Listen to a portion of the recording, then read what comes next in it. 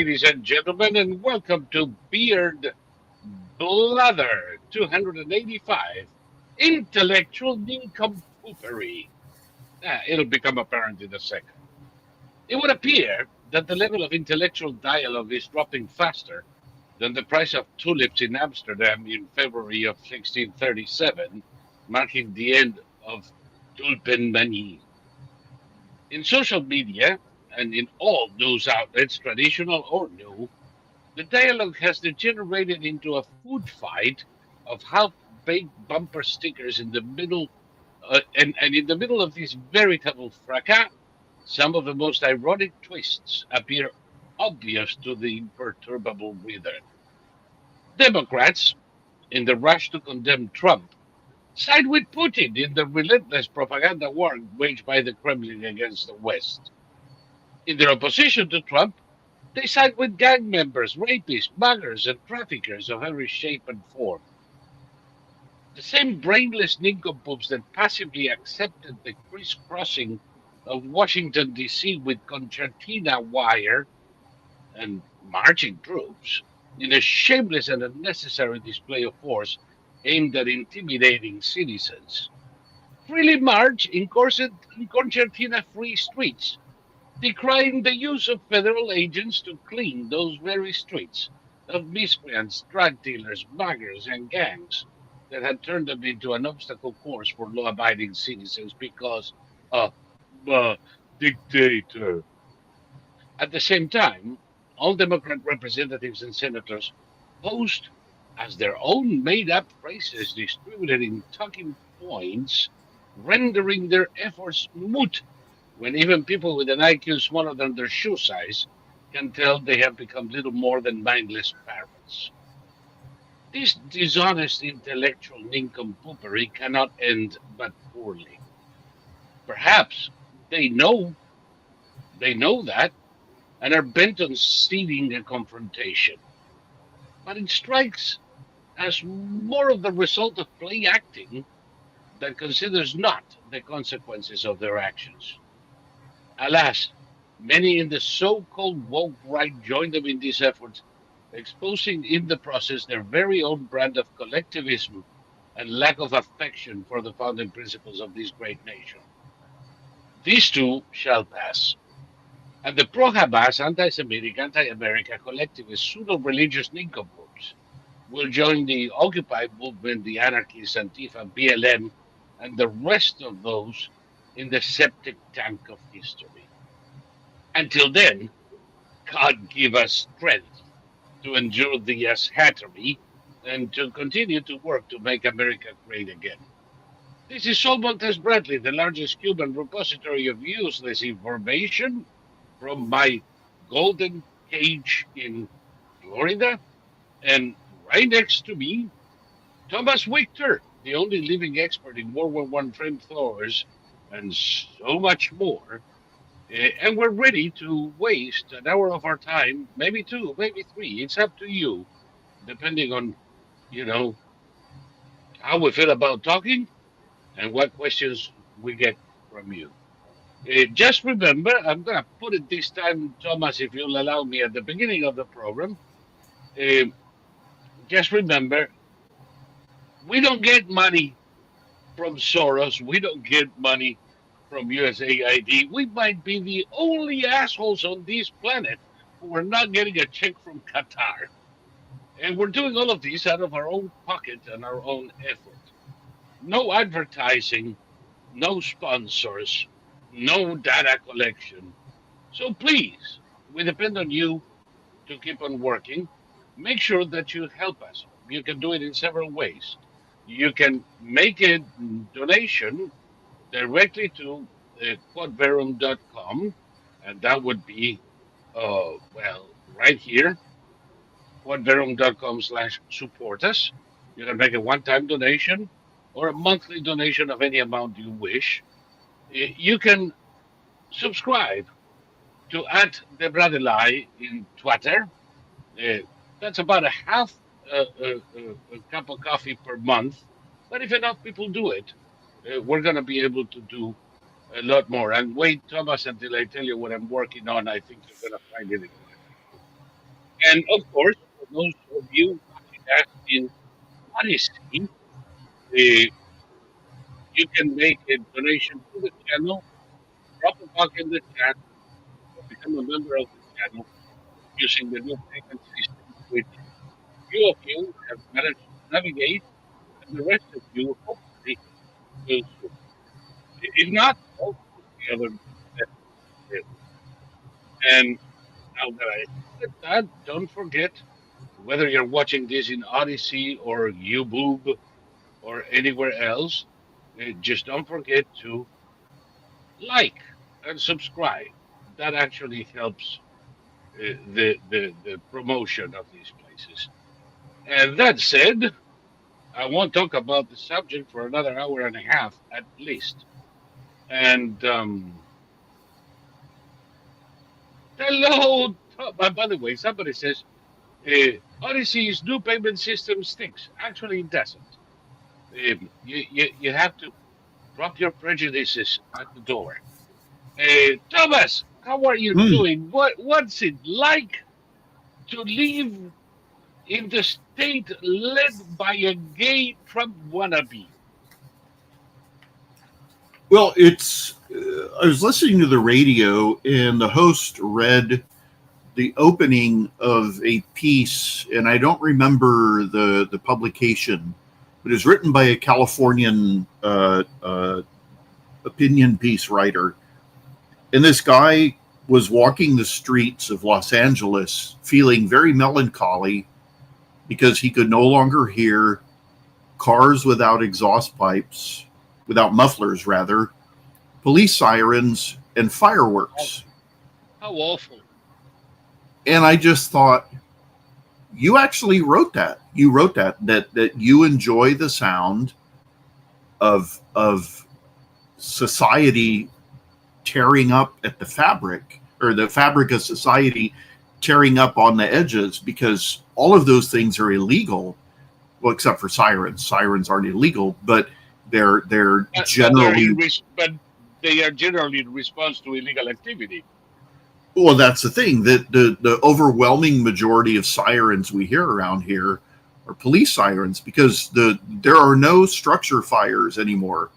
Firefighters generally fight wildfires away from here, and the in my particular area, due to the way the roads are built, it sounds like the police sirens are circling your house. They're actually going from point A to point B, but you hear it forever. I haven't heard sirens in ages. As I told you, the traffic is down by over 90%. And aside from this last sort of pathetic, defiant burst of commercial grade fireworks, I haven't heard fireworks in ages. So California is back to where it was in the mid 70s, for me at least. This city is, and my quality of life has gone up exponentially. One of the worst neighbors we ever had has got a for sale sign up his front yard. His house is empty; it's ready to go.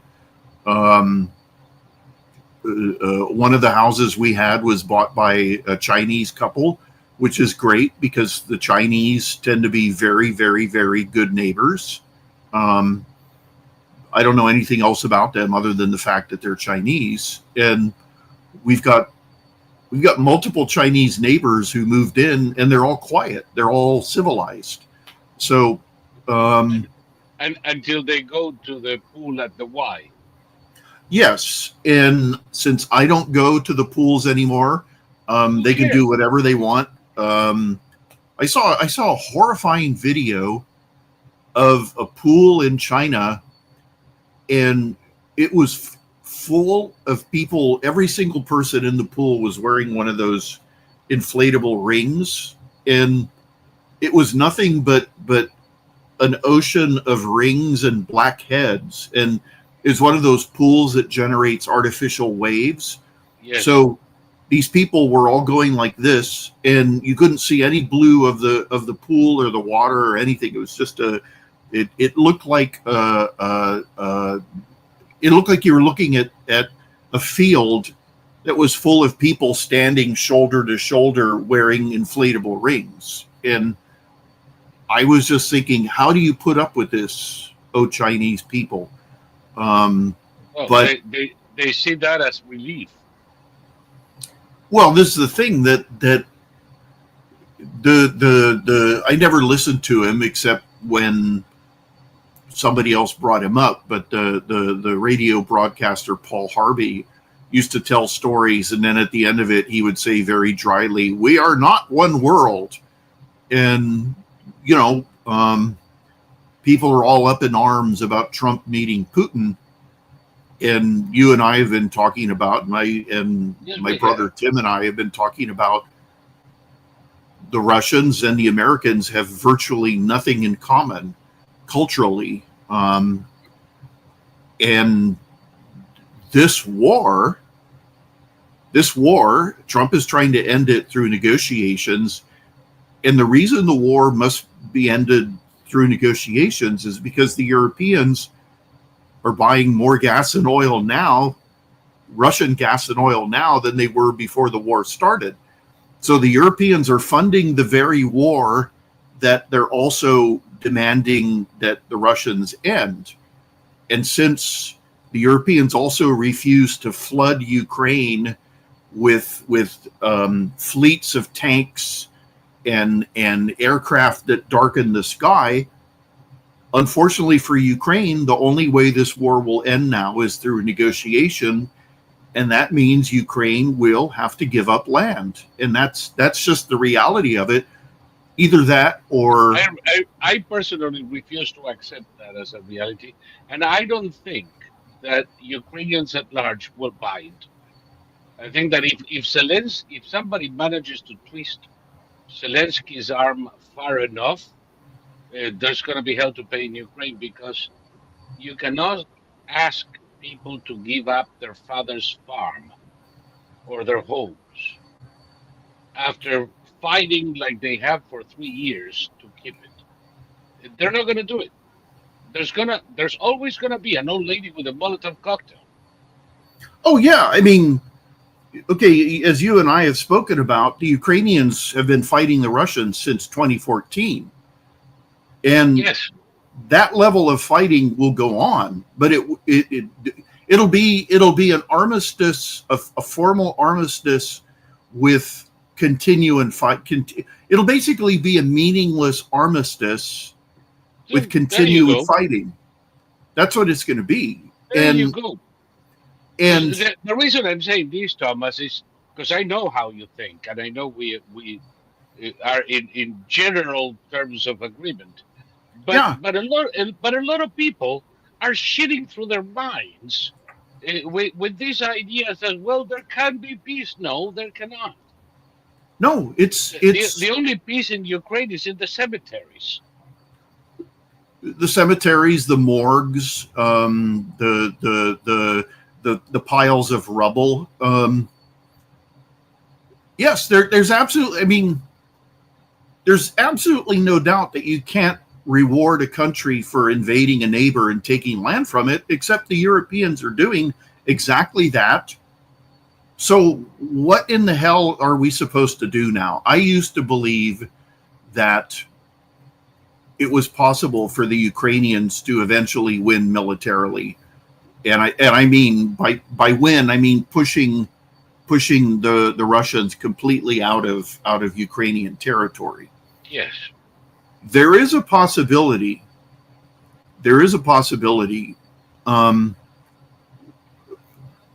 Last night, for whatever reason, I just suddenly started going over all my videos from 2015 through 2019 about the fighting in the Middle East. And what I was reminded of was that the Saudis carried out an amphibious landing in Yemen, in which they brought hundreds and hundreds of tanks and armored personnel carriers and self-propelled artillery pieces. And to this day, nobody has figured out how they did it. because the Saudis have no apparent amphibious landing capabilities, but clearly they did, because almost 1,000 armored vehicles were landed in Aden, and there's no video of it. There's no video of it. There's, in an era in which every single person has a cell phone, there's no video of it. So I think it's possible that the Ukrainians will launch lightning offensives, especially in Crimea. There's no real Russian military presence in Crimea, so I believe not anymore. I believe that the Ukrainians can take back Crimea by force, and if they have the right weapons, if, for example, I got off the phone earlier today from a guy who I really like, but he said, we need to start sending weapons to the Ukrainians instead of money. And I didn't correct him. There was no point, and he said, if we send them weapons, maybe they can win. I know the feeling. And if we send them weapons, perhaps not 40-year-old equipment. Well, that's another thing. If Ukraine is armed to the teeth by all the European countries and the United States, then there's a possibility. And another possibility is if the Russians take out Vladimir Putin, because the oligarchs are tired of eating in cafeterias. There is already a window with his name in the Kremlin. So it's the whole Alaska meeting, people getting upset because Trump met with Putin, who's a war criminal. I don't know what they wanted Trump to do, not meet with him, or first insult him, and then when he arrives, slap him in the face. It's just, in World War II, everybody knew that Joseph Stalin had the blood of millions of Russians and Ukrainians on his hands. But they still met with him. They called him Uncle Joe. They said he was an ally, and they buttered him up. Democrats don't like American presidents meeting with terrorists, right? Who said that? Now now they're saying because Trump is meeting with this dictator, this terrorist, this bad person. Yeah, no, there is a long history of American presidents meeting with the scum of the world.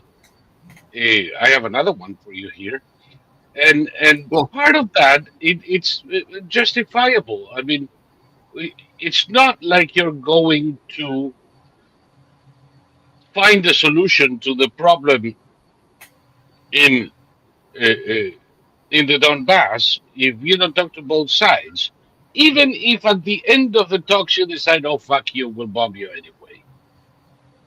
But the principle of negotiations forces you to talk to everybody. Remember this other American president?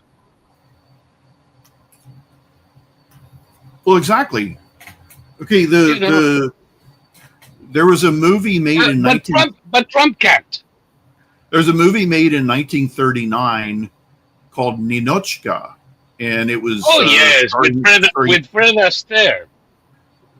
No, it was Greta Garbo, and it was Greta Garbo. In there. No, it was Greta Garbo and a guy named Melvin Douglas, and Melvin Douglas is one of those, like, why is he a leading man type guys? But the whole point of the movie is that she's a Soviet commissar. Yep. And she calls up the plot of the movie is that she's sent to Paris because the Russians in Paris they've gone native. They've become Parisians, and she has including Peter Lorre, who was part of the book. And so wonderful. She calls it. She arrives in Paris, and they ask her, "How are the purges going?" And she says, There are much fewer but much better Russians today. And so everybody knew what Joseph Stalin was doing. Of course. But we had to meet with him because there was a world war going on. Trump has to meet with Putin. We meet with Daniel Ortega. Daniel Ortega is a terrorist. Oh yeah. We meet with the Vietnamese. We meet with Xi Jinping. He's another Putin level terrorist. Obama groveled to Hugo Chavez. Remember at the Summit of the Americas in Miami was of course puke-inducing. So yeah, you do it, and when you go to the UN, you meet with at least 100 assholes and murderers of the worst kind. Well, such is the world leadership. The Palestinians have a UN contingent that everybody meets and smiles and takes pictures with and shakes hands with. I can't think of a bigger group of terrorists in the world, really, after October 7th. That's before. why. How about after the Munich massacre of 72? Okay. Because it's not like it's recent, you know. No, but what I'm saying is the reason that the Palestinians are getting no support from any Muslim country in the world is because they broadcast what they did. Yes. And every single Muslim in the world, because every single Muslim country in the world found that so abhorrent that they essentially gave the Israelis permission to wipe out this issue and finish it one way or another. Yes. Israel is getting more support from the Arab world than it's doing from Western Europe. Well, exactly. And you know, the topic of our show is about nincompoopery. The Democrats are now in a position where they will protest against solving crime. They will protest against. They did protest against the cops. The multiple municipalities have never recovered from the defunding the police movement, which is 5 years ago now, and cities like Houston have never recovered from that. You don't want to go to Houston or Minneapolis, and the change. Or New York. Okay, we all saw the idiot from the drunk idiot from the Department of Justice throwing his sandwich at a border patrol officer in D.C. But what nobody's talking about is he was by himself. Nobody joined him, and the people who were filming him were laughing at him.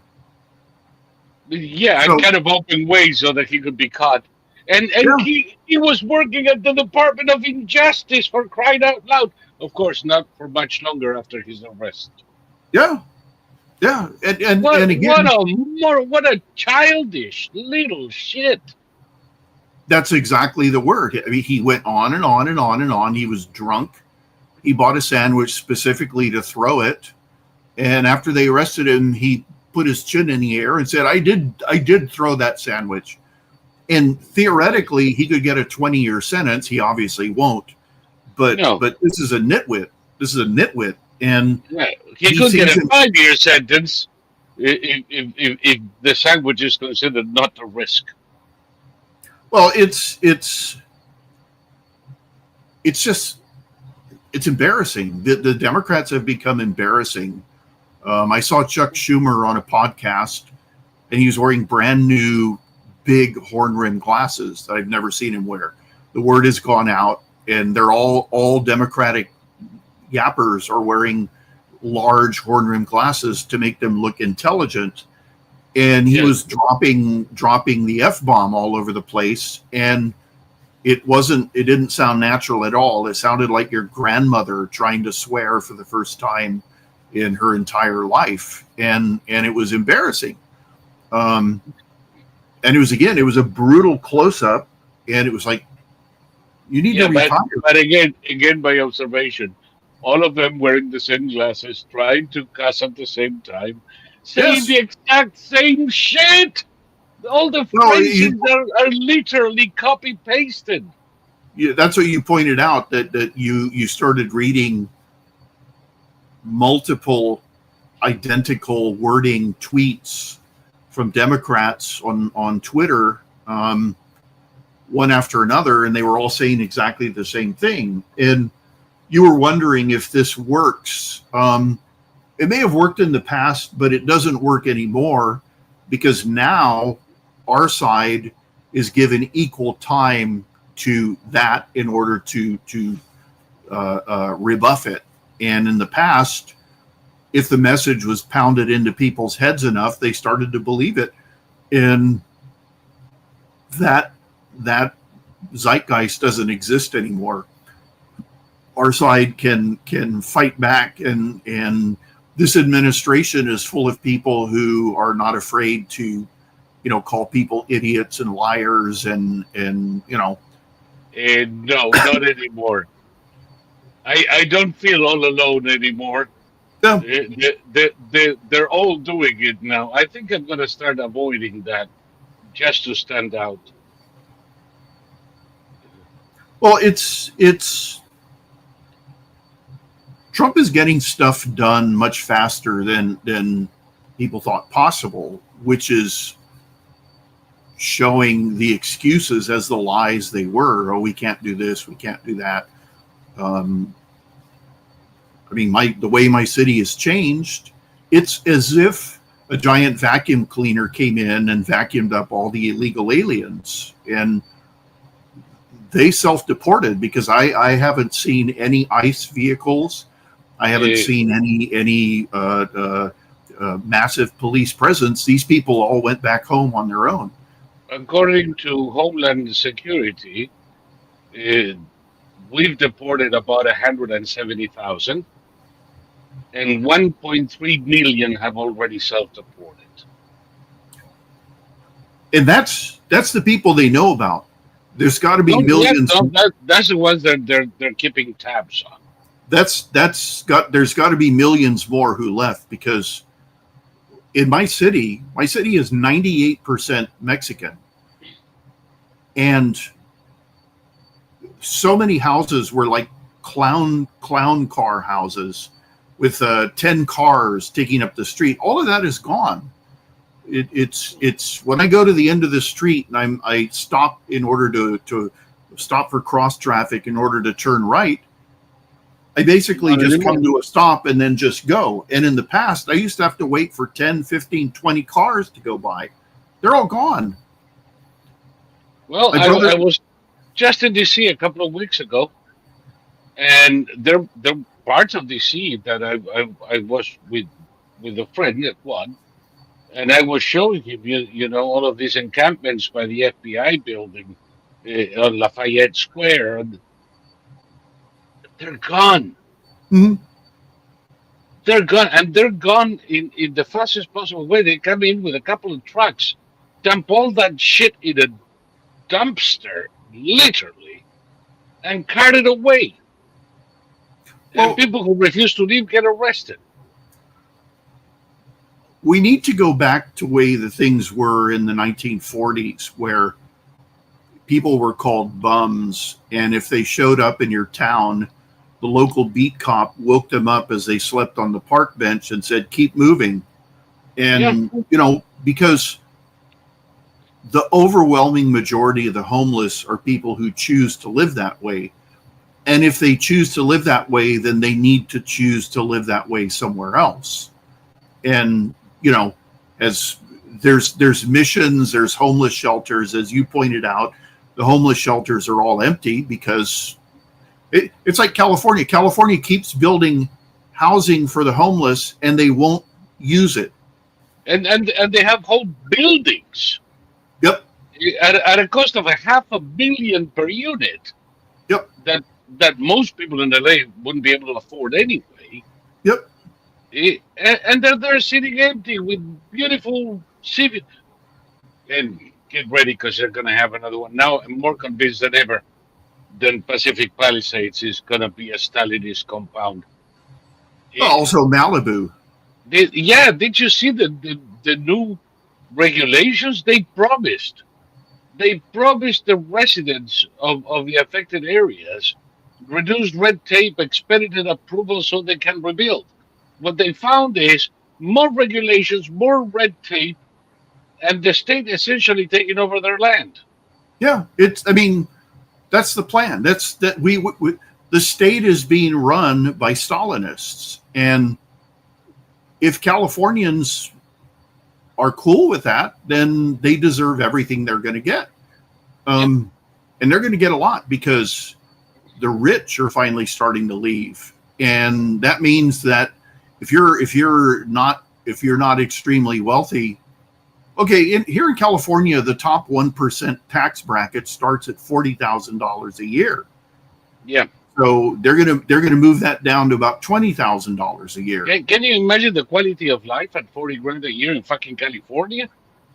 No, I mean, you couldn't buy anything. There's no way. This is what happened to San Francisco was that all the people who worked in the service industry couldn't afford to live in the city, and they couldn't afford to live outside of the city, and they would have had to make 8-hour-a-day commutes in one direction. They basically would have gotten on the train and fallen asleep for 8 hours, gotten to their job, gotten off the job, slept on the train 8 hours back, and then just gotten off the train and gotten on the train to go back. They would have spent all their life on the train. And San Francisco, I mean, the what is it? The wharf. What is the wharf called? Fisherman's Wharf. Fisherman's Wharf. It's dead. Yeah, Everything's dead. closed. It's dead. I got another video this week. It makes you want to cry. That place in the 90s was one of the liveliest spots in America. Yep. It's dead. It's Wheels. It looks like an abandoned western town in Arizona. It's gone. It's gone. And we're getting to the point that it cannot be rescued. Eventually, they're going to have to demolish the whole fucking thing and build it anew. And that's the thing. We get to that point. I was in Japan when the a big quake hit the Bay Area, and the freeways fell over and all of that. And the company I ended up working for when I came back from Japan, their office was demolished because they built in San Francisco with no there were no demands for earthquake proofing your building. So the company that I worked for was in a building that the entire front of the building just collapsed. And they ended up going to this building that had been earthquake proofed. And I'm really glad that there were no major earthquakes while I lived in San Francisco, because the earthquake proofing, what they did, the building I worked out of was made of red brick, and they put this giant metal cross on each wall, and then they covered it all with heavy duty plastic held down with epoxy, and they said that now it's earthquake proofed. I mean, did anybody notify the building? This was each building had to do that according to the city. And the Bay Area, when that whatever it was, the 80 freeway or whatever it was, it collapsed. It was a double-decker freeway, and of course they never rebuilt it. And it was a nightmare when I was there, commute wise, traffic wise, and everything. And I can't even imagine what it would be like now. I know that they've lost a lot in their population, but the last time I was there was in the year 2000, and the whole city stank of urine. Everywhere you went stank of urine. It was as if 2007 was my last. It was urine and pot. Well, I didn't smell any pot, but it was as if every citizen had decided they were now going to pee outside on the sidewalk. I found it everywhere. No matter where you went, no matter what out of the way street you went, it smelled of urine. The city was being crawled. It was crawling with homeless urinators, and that was 25 years ago. Oh, that's when Gruesome was the mayor of San Francisco. Oh yeah. Yeah. He had to take time off to go to rehabilitation for his cocaine addiction. Yeah. I don't know. I just Jeez. Somebody here says in Las Vegas too. Hold on, where is it? Crowds have started disappearing in Las Vegas as well. Whoever is running the casinos, they should be getting nervous. I have bad news for you guys. Gambling is up 3% year over year in Las Vegas. There has been no drop in revenues. There is a drop in visitors in July and August, but correct me if I'm wrong. Who the fuck goes to Vegas in July and August? My brother said it was 115 in the shade yesterday. I mean, I remember when we used to fly there all the time, and of course I stayed at the Flamingo. This is pre-fucking history.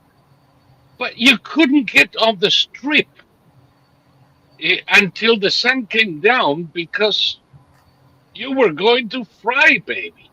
And to this day, who wants to pay Las Vegas prices to suffer like a Bedouin without water in the desert every time you step out? Yeah, it's So I don't see a crisis in Vegas yet. I see it's summertime. I'll tell you in January if there is a crisis in Vegas or not. Well, I read that the number of Americans who drink is down. Drinking is down, and Oh God. nobody's quite sure why that's happening. Smoking is also down. You can smoke and drink to your heart's content in Vegas, but Yep. the people who smoke are mostly old. Okay. I came out of the library in San Francisco. Well, we're talking 20 years ago. I came out of the library, and after spending an entire day doing research there, and I come out on the sidewalk and light up a cigarette, and a cop is onto me like flies on glue. Sir, you can't smoke here. You have to put it out. And I said, here on the street? Yeah, you can't smoke on the street. Oh, I didn't know. And then I saw a guy smoking at a bench. mm, I said, should I go over there? Is that the smoking section? No, that is no smoking there either. But I see a guy smoking. That's medical marijuana. mm. I said, let me see if I get this right.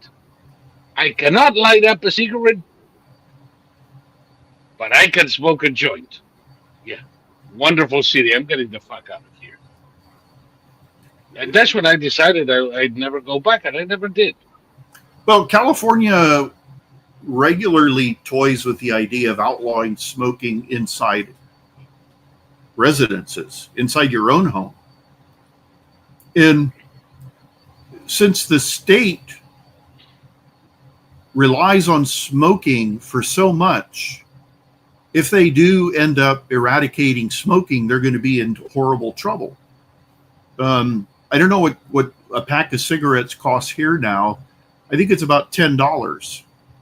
Oh, that's nothing. It's about $18 in Maryland, in the outskirts of the sea. In New York, I think it's about $16. They're very expensive now, which of course doesn't mean New Yorkers smoke less. They smuggle cigarettes from North Carolina Of course. and send them under the table. And Yeah. the only thing we're doing is giving money to the Mexican cartels and Hezbollah, who are doing the cigarette smuggling. Yep.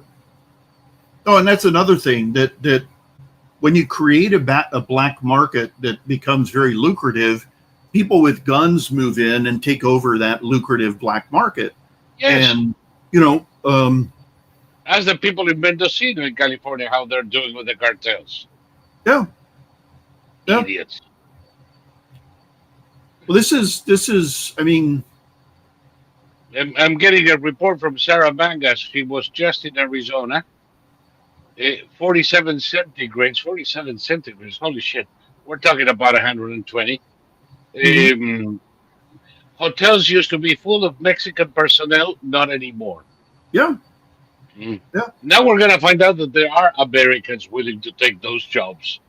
Of course, it's the problem with Mexicans is that they were willing to work for slave labor, and the people who became naturalized weren't willing to work for slave labor. So the LA Times did this incredible article years ago about how the illegals coming in today, which was maybe 5 years ago, are completely different from the illegals who came in before them. That the illegals who came in the past were genuinely looking for jobs and money and an improvement. And the ones who are coming in the present just wanted to get on welfare and start.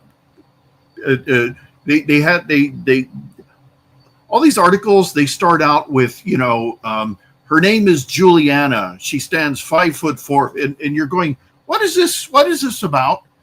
And it turns out that Juliana was a 19-year-old illegal who came and stayed with her cousin, who was a former illegal who had gotten her citizenship and was going to college. And the 19-year-old couldn't understand because her cousin had no children yet, and the 19-year-old was already on her third child, and all of them were going to go on American welfare, and she had no plans for the future other than to be on welfare. And this is real. That's why all these everyone in my city who fled, they were not people who came here for a better life and were going to become good Americans. They came here for whatever reason, and now they're gone. Yeah. To exploit the system. Come to America. We'll give you free health care, housing, $1,000 per child per month. If you have 7 of them, you got it made, baby. Just go and hump once more for the country. The whole thing is ridiculous. And you know what I think? You know that I consider our ideal time when we did have open borders in the 1800s. But we didn't have a welfare state. People had to swim or sink. Mm-hmm. Either they worked their ass off and they managed to climb the labor ladder, or they would die in a ditch. Well, think about it. Everything the Democrats have tried has failed. Google reported that searches for Epstein are down almost 100%. Nobody gives a shit anymore. Nobody cares about Medicare and Medicaid. Nobody's or Social Security or anything. Or Social Security. Well, what these idiots are trying to push every second now. Yeah, and it's not working. Everybody supports Trump and what he's doing with illegals. Nobody thinks it's going too far. And this is because people are seeing an improvement in their quality of life, and they're going, you know what? I want these people gone. I hate to say it, but I want them gone. It's pretty amazing. I got something for you there. Speaking of this, look at this. Delia Cruz. For 90 years, Social Security has been a lifeline for millions of working class Americans. As the Trump administration attempts to whatever the crap. Dick Durbin, today marks 90 years since the Social Security Act was signed. Millions of Americans work their whole lives, and when they retire, You're getting the drift Yeah. here. Uh, oh, this genius. Today marks the 90th anniversary of Social Security, the most successful anti-poverty program in U.S. history. Where the fuck did you get that from? As Trump Republicans try to tear down, again, they change one word or another, but essentially, Jack Schumer, Yeah. today on Look, the 90th anniversary. he's got Eh? his big glasses on. Yes, look at that, the son of a bitch. He looks like a retard in the 40s trying to look intelligent. Uh, let me see. There are many more idiots here. Oh yeah, this one, your favorite, Rosa de Lauro. Today Yep. marks 90 years of Social Security, a cornerstone of economic stability for Americans. Each year it supports. Social Security has been a lifeline for American seniors for 90 years. While Trump aims to privatize these critical benefits, the same thing over and over and over. By the way, David Wasserman, by the time I saw her, she had a whopping 343 impressions. It's like nobody gives a flying crap about these No, people. but go back to the punk rocker. What's Oh, her name? De Lauro. Yeah, the old lady. Yeah, she's not a punk rocker. She 702 impressions and 5 likes. Three retweets. isn't that lovely? So, these people are very, very sick. And I made a collection of those. Yep. It, and they're all the same, and they're all alike, and they're all equally brainless and definitely retarded. Well, they were given a script, and their little minions are using AI in order to change it slightly. Slightly, one word here, twitch it there. But, it's still essentially the same message. And the somebody says here, the hive mind. Zapato, yeah, this is the Democrats' hive mind. Do you want me to show you the same shit from the so-called woke right? It's the same thing. They're all, and you know what happens? 7 But years ago, everybody would have been talking about this. Today, nobody gives a shit. Today, yeah, people fly over it and go find. They got a little bit of traction dissing Trump for the meeting in Alaska, which somebody actually put a message here earlier on. Um, Let me see if I find it. Looks like Saul was correct with the forecast of the outcome of this meeting. That's because on Thursday, uh, I went out and I said, as usual, what's in our minds. And I said, don't get your hopes up. This is a big bowl of nothing. Nothing can happen in this meeting, and nothing will. And if I'm wrong, I'll eat my hat. But I think my hat is going to be enjoying a long life. well, the And thing and, about and of course, I went on for 2 hours as to why. But but the thing is, what did people expect? okay, if you go back to the First World War, the worst battle fought was the Battle of Verdun, and Oh yes, in the Battle of Verdun, both sides tried to defeat the enemy by simply throwing hundreds of thousands of men into the battle. And they said that the plan on both sides was to make the other side quit first. quit through attrition. Whoever And ran out of people first lost. exactly. And essentially both sides quit at the same time with no winners. No. It was a waste of millions of Yes. lives Oh, and the low estimations is 500,000 on each side for a total of 1 million dead in one battle. The higher estimations is 2 million dead. Yeah, Either way, there were so fucking many nobody could even count them. right. And Putin, it's not clear how much Putin knows about the reality of the war in Ukraine, but regardless of how much he does know, his strategy is to defeat the Ukrainians using the Verdun approach, where Yes. the Russians don't care how many men it costs. The Russians have never. Everybody praises, not everybody. The Russians are often praised for the Battle of Berlin. Well, the guy in charge of it, Marshal Zhukov, had absolutely no consideration for human life on his side. And the standing order was to just keep sending men in regardless of how many were killed.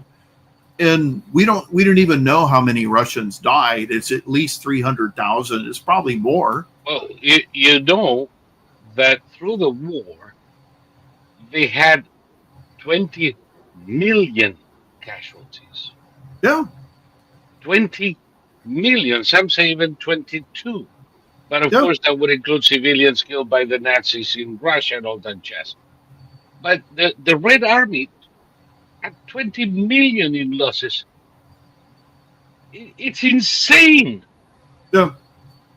But then again, communist Russia never gave a thing about the life of anybody. No.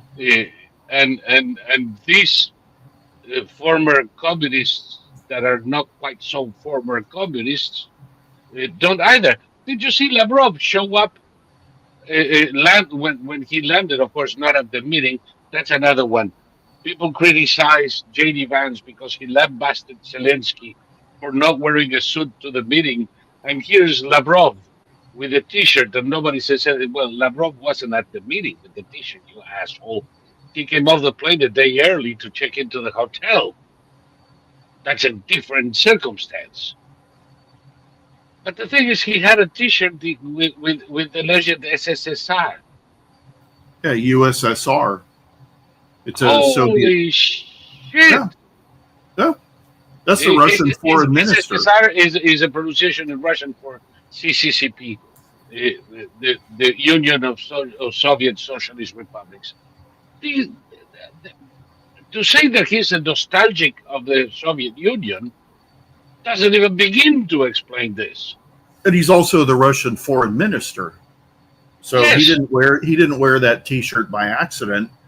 No. And it's really funny because he comes with a T-shirt, and when Putin arrives, we fly a B-2 and a bunch of F-35s over his head.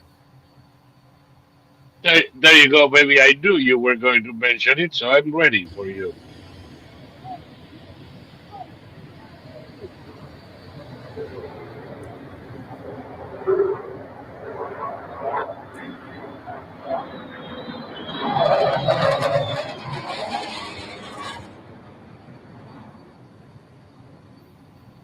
And there's That is Trump yeah, saying, that "Would is you?" Uh-huh. that is a precise moment where Putin required a diaper change. Well, that's Trump saying to him, leaning down, saying, "You don't want to see those any closer. You Yeah. really, really don't want to." And that was a B-2, two F-22s, and two F-35s. And, and when Putin's plane took off, he was guarded by four F-35s for 4 miles to the border. It was a show of force to Putin. The Russians arrived in an aircraft that came out 20 years ago, and it was going to enter serial production. And in the end, they were only able to manufacture 9 of them. So 3 of them arrived, and that's 1/3 of the entire Russian fleet. And you saw the red carpet, which is customary. And by the way, did you notice, by the way, that President Trump was walking on the red carpet? Mhm. The red carpet went from Air Force One to the podium. Hmm. and there was a thinner side carpet from the Russian plane to the main one.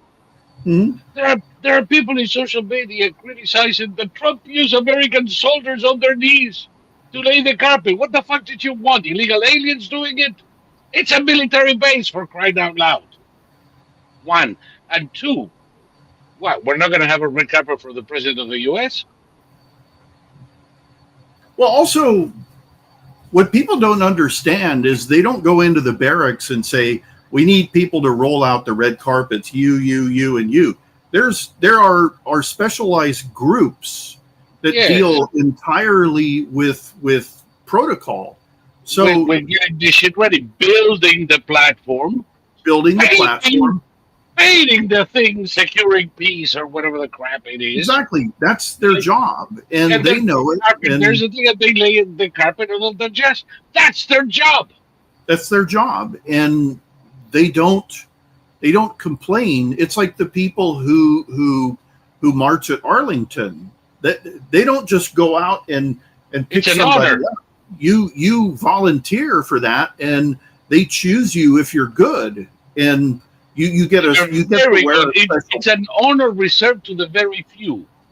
Exactly, just like the people who build these platforms and roll out the red carpets. They're not embarrassed. They don't feel like slaves. They're glad to be a part of this historic moment. Right. But the problem is the Democrats who consider any kind of labor debasing Hmm. because their contempt for labor and those who perform it is legendary. It, are complaining that, oh my God, those poor soldiers had to lay the carpet. No shit, Sherlock. And when we do it in the front of the White House, who does it? Illegal aliens? Well, also, when the Democrats lose control, they start admitting that they want illegals here as a slave class. Who's going to clean our toilets? Who's going to wipe our asses? Those are direct quotes by Democrats. I strongly suggest that they learn how to do it themselves at this point. Well, Did you see that that fat little shit influencer that was arrested while she was doing a podcast on what was it, Reddit or some shit like that, and it's all filmed, and she's squealing like a pig on the way to the grill. And I have to confess, I kind of liked it. well, okay. I remember years ago, before social media, people had like they had vlog, they blogged, and they had comment sections, and there was this woman. Her username was Fire Dog Lake. And Fire Dog Lake was crazy, and the Washington Post did an article on her, and she was upset with the photo they posed because she looked insane. Her mouth is open, she's going, ah! And Fire Dog Lake, this was 25 years ago, maybe 30. She was like a creature of pure rationality compared to people today. And I don't know whatever happened to her. She may still actually be out there. But the what we're seeing and hearing today is beyond madness. It's kind of a retarded madness. It's a stupidity and an insanity that when they go hand in hand, you create this person who is unreachable, and what they think has no bearing on reality. And everything's changed. It's changing. It'll keep on changing for a while, but the zeitgeist, like Twitter is something incredible. So many leftists have to like close their accounts because they get firebombed by conservatives and they can't deal with it. They shut off the comments, and then they get mocked for that. I don't know. It's just it's an amazing era we live in. Everything's changing really, really fast, and I don't understand conservatives who are upset. I'm not upset in the slightest. I'm amazed that Trump is moving as fast as he is, and incredible in every respect. Yep. And while everybody was talking Epstein and all that bullshit, have you seen all of the essential interventions, not only in the Supreme Court but in appellate courts, shooting down the national injunctions? Mm-hmm. It's like they're all dead now. Yeah, because the appellate courts understand that you have to follow the Supreme Court, and these idiot act. Okay, think about. I don't want to call her Jumanji because that's not her name. Okay, if you mask Ketanji Brown, I will call her Jumanji because I cannot take her seriously. What's her last name is Brown, Justice Brown. Okay. Ketanji Brown. All right, so Ketanji Brown is not very bright, and when you have the likes of Elena Kagan lambasting her, that says a lot. Sotomayor lambasted her. Yep.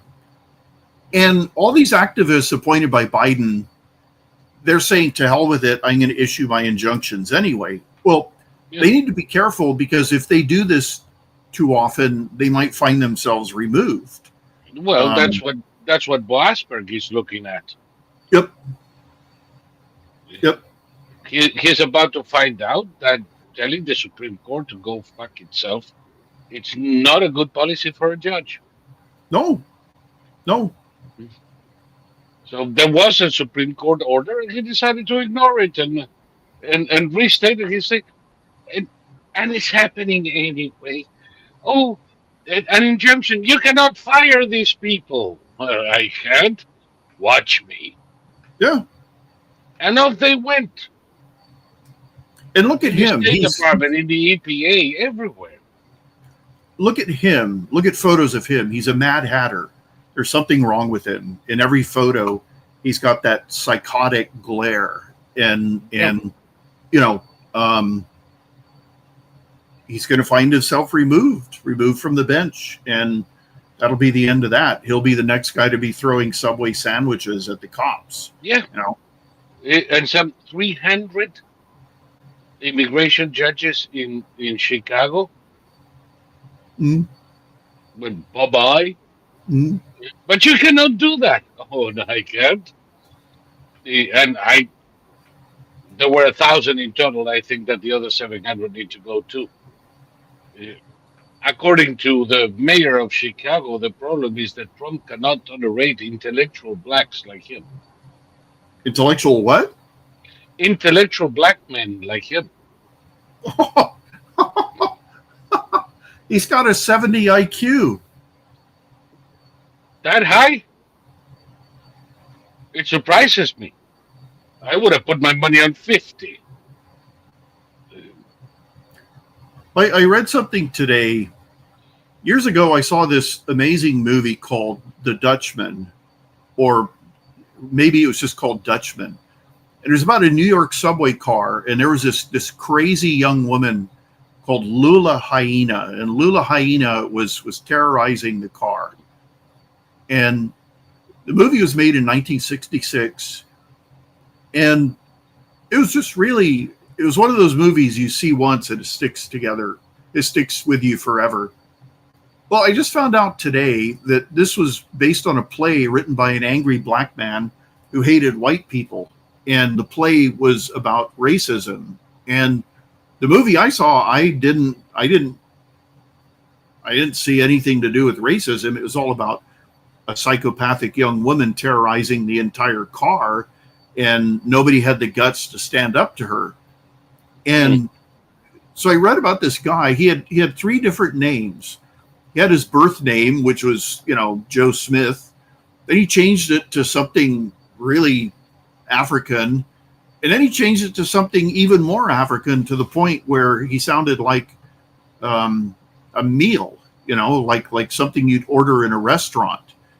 And he wrote the play in 62 or 63 or whatever.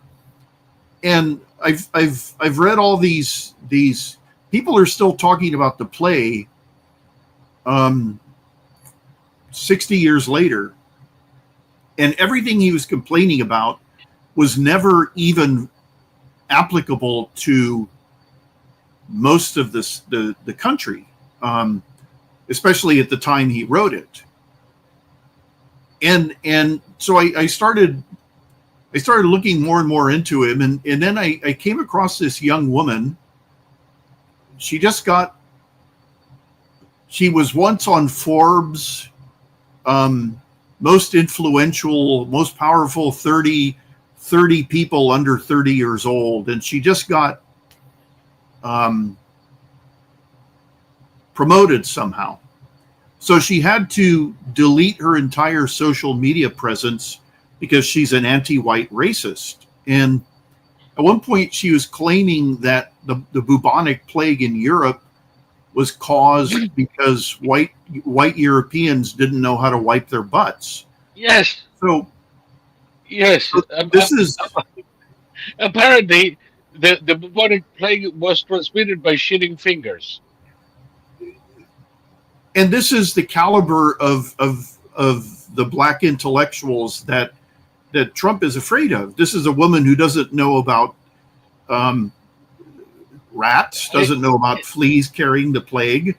To this day, bubonic plague is spread by fleas. Yes.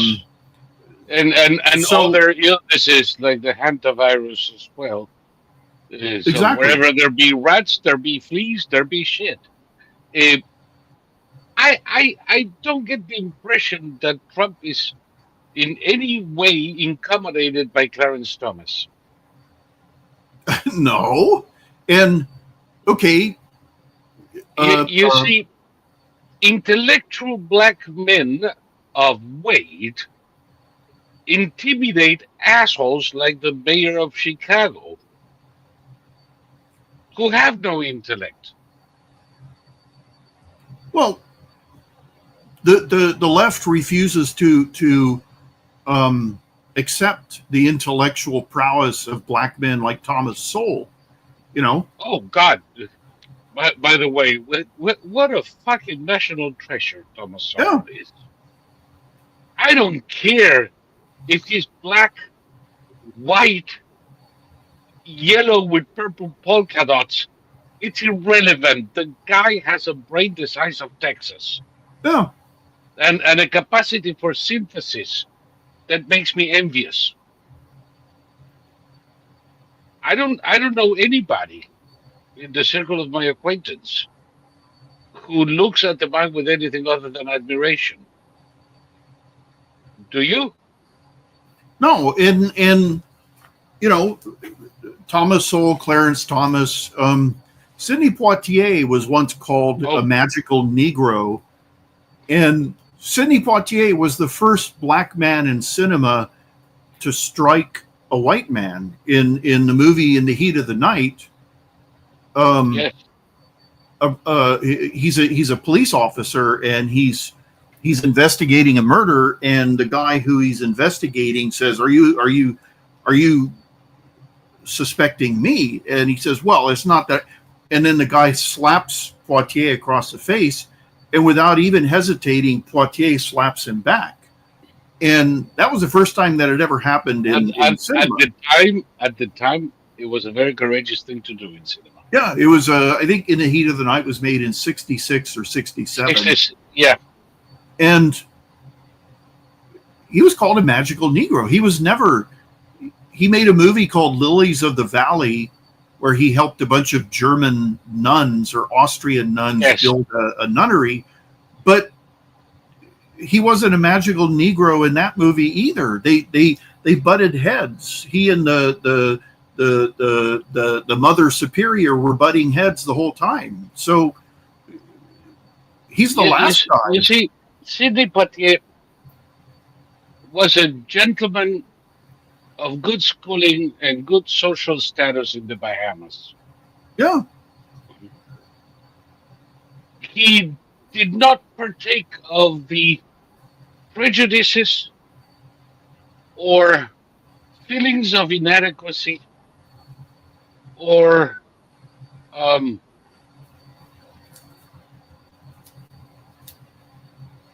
inferiority complexes of black men in America. No.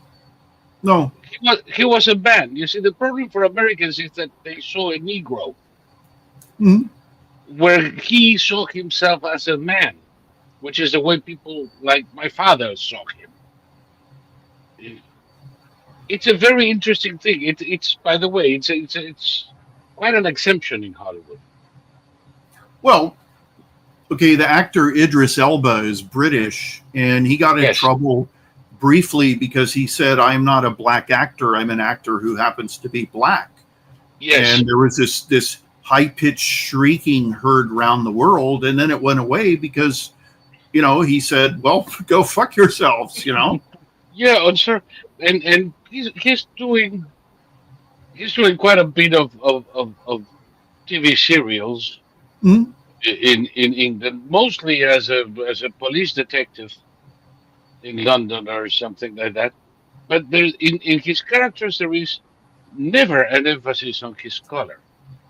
I've never seen an Idris Elba. The only he made a movie with Denzel Washington where Washington played a real life character. He was a drug trafficker who got his heroin directly from Thailand, and Idris Elba was like a competitor.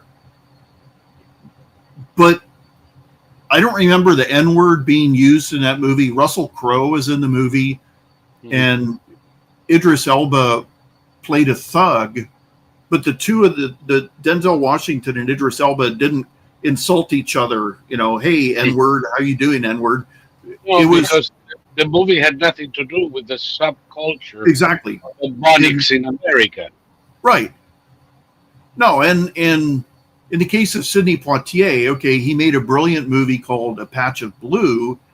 And then my favorite Sidney Poitier movie is called The Slender Thread, where he's on a suicide hotline and he gets a call from Anne Yes. Bancroft, who's just taken a bottle of sleeping pills, and he's trying to get her to tell him where she is so they can save her in time. And that movie has nothing to do with race. No, most of his movies don't, and that's why I like him too. Yeah. No, I think there's a strange. There was a movie where he's an escaping prisoner. Yeah, with Tony Curtis.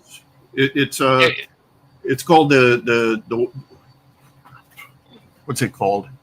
It was made early on. It was one of his first movies. One of his first movies, and it was also a trend-setting movie in America because he had this almost, in most of the country at that time, impossible situation. It's called The Defiant Ones. The Defiant Ones. Oh God, the poster is really hideous. The poster looks like some goddamn Nazi poster. They're both of them have been illustrated in this. Well, anyway, let's see. When was it made? 1958. So that's got to be. Yeah, that's probably the movie. Yeah, and I just there's a characteristic of too many black entertainers that when they become famous, they get bitter. When they become rich and famous, they get bitter, and then they start becoming anti-white racists. And it's like, well, if your money bothers you that much, give it all to me. I'll be happy to take it off your hands. Some don't. I saw a movie recently, the latest one with Eddie Murphy. Mm-hmm. And eh, Eddie Murphy is really not an actor. He's a comedian playing himself, Mm-hmm. with a bunch of gestures and cliches that actually work.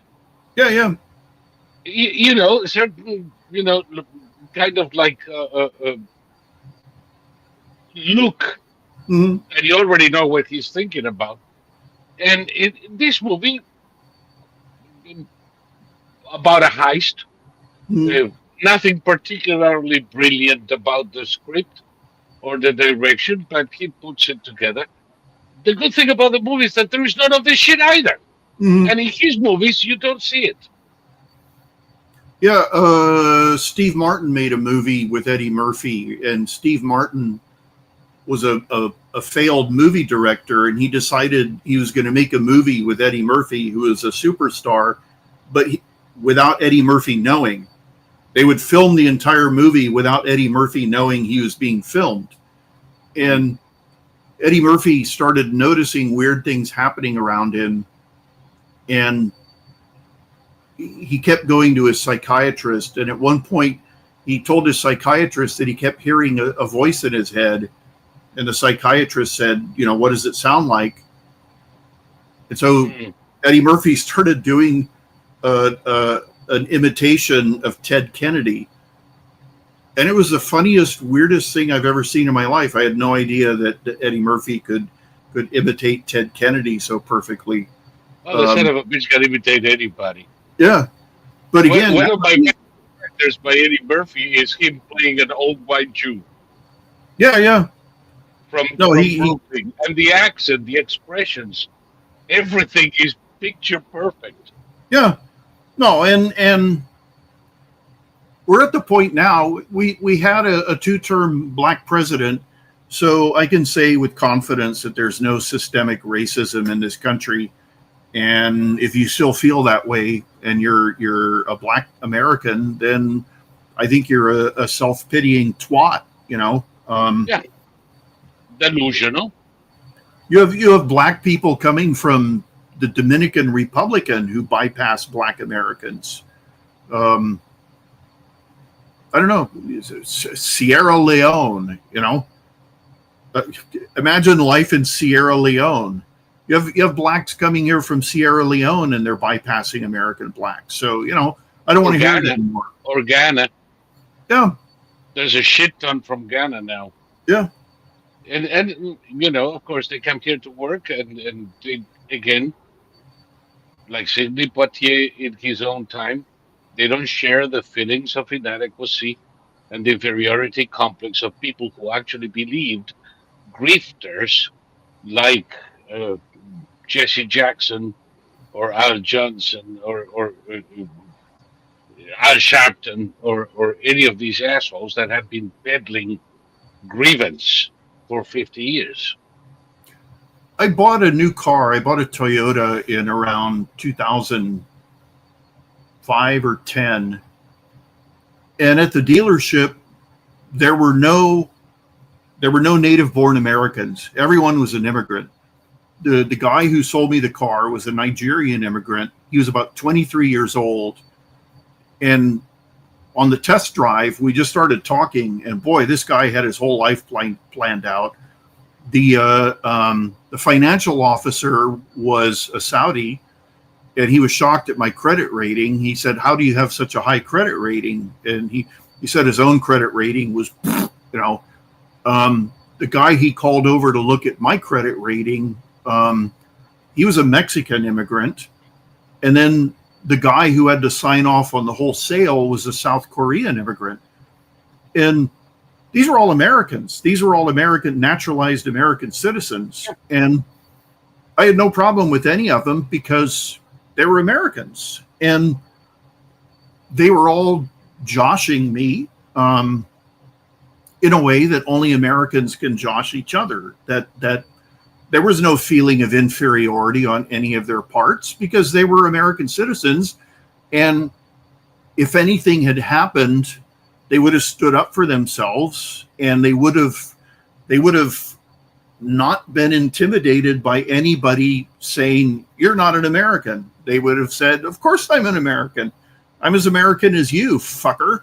And I just thought it was a really amazing thing, that it was something, it was quite beautiful the way this country works, that here's this Toyota dealership and not a single person there was actually a native born American. They were all successful immigrants. Well, my rural doctor, not now because he got a job in Orlando, and I actually have to visit him. He hasn't been my doctor now for 3 years, but we're still in touch. He's a great guy.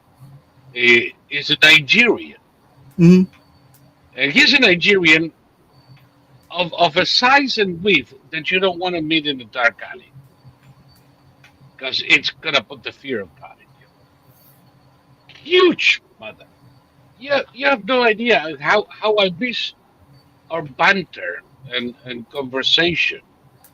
Because you know how some doctors know much about medicine but nothing about anything else? Mm-hmm. Not this guy. He was a doctor and a scholar, for crying out Mm-hmm. loud. And the same thing. He came in from Nigeria, managed to get an internship in the boondocks. That's how come I got to know him. Validated his title, got his job as a physician, internist.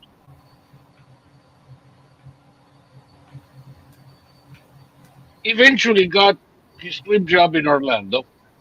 In the process, you could discuss theater, music, literature. There was no area of knowledge that escaped the man.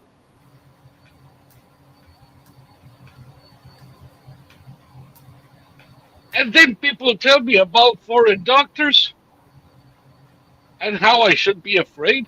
The only thing I would have been afraid is a prostate exam, because his fingers were like, huge.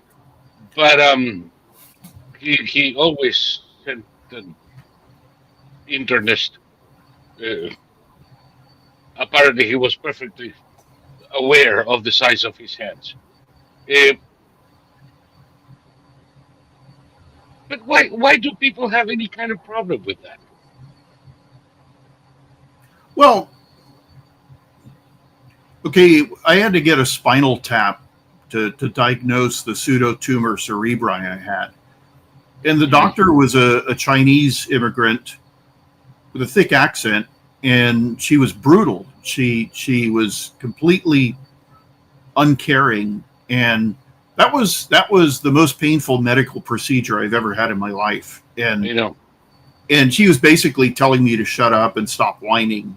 And I had to grab a doctor by the throat.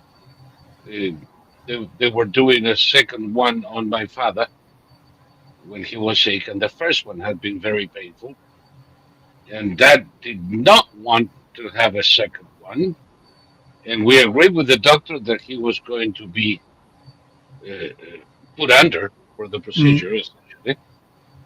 And they weren't doing it, and I could see my father struggling. I said, "You were supposed to put him under anesthesia." "Oh, not for this procedure." And I lost it. I grabbed him by the neck and said, "Listen, you son of a bitch. I hear my father's complaint one more time, and you're going to regret my being here today." So they call an anesthetist and did it the right way. But sometimes they're assholes. That wasn't in my book. That was here, and it wasn't.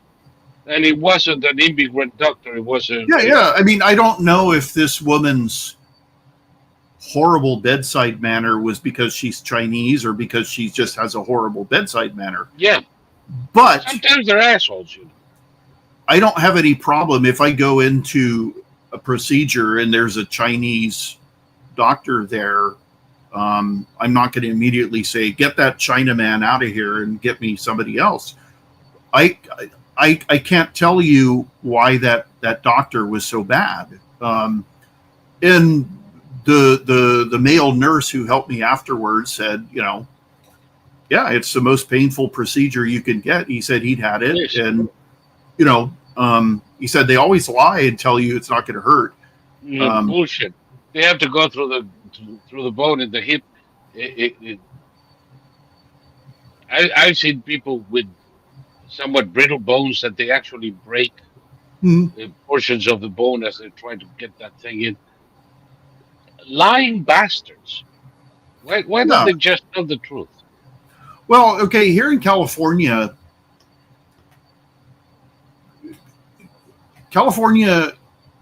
has safe drug use houses, but they won't let medical patients have painkillers. Yep. So when I had gastritis, I don't have it anymore. I had surgery for it. If I had an attack that was unbearable, I would go to the emergency room and get morphine. If I went there today, they would give me trazodone or something that would have no impact whatsoever. And go to East LA I get my own morphine. and get your own fentanyl. It's all madness, and Yeah. the dropping of standards. I read today that the U.S. Armed Forces, the drill instructors, when 3 or 4 drill instructors would get around you and scream at you, that was called a shark attack. Yes. And under the Biden administration, the shark attack was banned, and Trump or Hegseth has reinstated the shark attack, and so everybody's happy because the shark attack, as unpleasant as it looks, is a vital part of boot camp. The drill instructors behave the way they do. I've been through it. Yeah, they behave the way they do because they're trying to get you to function under stress. And Yes. If you're in the middle of combat, if you cannot put up with a shark attack, how the fuck are you going to put up with enemy fire? exactly, and I mean, it's clear. It's the rationale behind it. It's so simple. exactly, Even a and, Democrat can understand it if they want to. well, they dropped all these standards. There's a famous picture of what looks to be about a 400-pound female naval officer. And it's like, why is she there? What can she do? She can't fit down any hatches. She can't, if she's on a ship, she can't walk down any of the stairs. If God help her, if she's in a submarine. I mean, why would you allow a 400-pounder to be in the armed forces? They're useless. I mean, if they're working at a desk in the Pentagon because they're mathematical geniuses, I understand. You still have to have a modicum you still have to have some standards.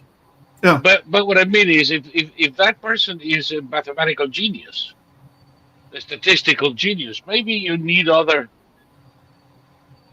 But when I see it in agents in the field or in soldiers, and you say, "What? That son of a bitch is going to die of a heart attack if he has to run 200 yards." No, I mean, there have been cases where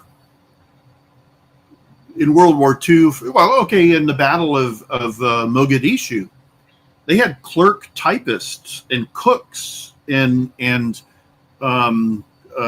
staff members put on their bulletproof vests and go out to fight the Somalis because the regular combat soldiers were coming back full of holes, and so they were in a non-combat military occupational specialty, but they were ordered, go get your vest and your rifle and hit, get in this truck. Right. In the end, everybody should be ready for combat. That's why I say to the Pentagon, Yeah. But these guys give the Battle of the Bulge a new meaning. Oh yeah. No, it's and all of that is, it's so funny. Like you hear the Democrats saying that Hegseth is only he's a former Fox talk show host. He's a combat veteran, for Christ's sake. before he was a talk show host. Exactly. Yeah. And non-commissioned officer, some people don't like that, and they forget that the Secretary of Defense is not there by virtue of his military grade. Is there by Well, virtue of being an American citizen and a civilian. well, here's what people don't understand about American, especially non-commissioned officers. They're the bridge between the officers and the enlisted men. So a Yes, non-commissioned officer actually knows how both officers work and how enlisted men work. So yes, you could make an argument that someone like Hegseth, who's a non-commissioned officer, is the best it's possible ideal. choice Yes, because he knows how there's a pretty big gulf between the officers and the enlisted men, and yep. there always has been. So But remember one thing: the Secretary of Defense is a civilian position. exactly, Eh, If he brings some military experience, by the way, when we had a general there, it didn't fucking work because the general was a moron. of course, of course. Lloyd Austin, the moving van packer. Well, and also he was deathly ill the whole time and hiding it. God, What a period it was. The president had dementia. The Secretary of Defense had metastasized cancer. I mean, Jesus Christ. It was horrifying. the more you think of it, the more you think of it. How Well, Putin, it was only 4 years, it was only 4 years, and look at the look at the damage they and look did. at the damage they've done. We're here crowing how fast Trump is going, and fast as Trump is going, it's it holds no candle to the speed with which these idiots destroyed everything they touched. Yeah, Putin said today that he wouldn't. He basically he said the war wouldn't have happened if Trump were president, which meant he wouldn't have invaded if Trump were president. Well, you probably remember. Let me see Yeah, Trump's if I saying, have it here. "Don't do it, don't do it." Don't do it. Yeah. God, you probably remember this. We're not gonna read it now. Don't worry. I need to come here.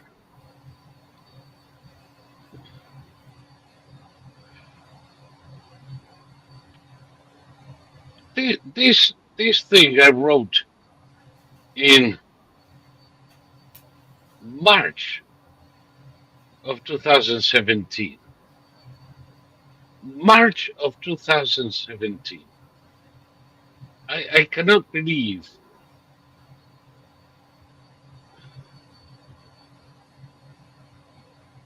how long it's been.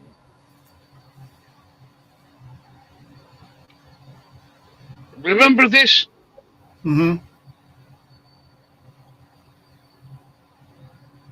Obama, Georgia, and the reset. We've discussed this so many times. This one is with all the sources and stuff, the campaign promises. The red line. Remember Obama's red line in Syria? Yeah, If you make the tragic mistake of using these weapons, there will be consequences and you will be held accountable. yeah, There, and nothing was done. just words. Oh, yeah, it was done. He turned around and invited Putin in. Putin had been in a vice since since he came to power, since the Chechen War. And Obama opened the door and invited him to Syria. Mhm.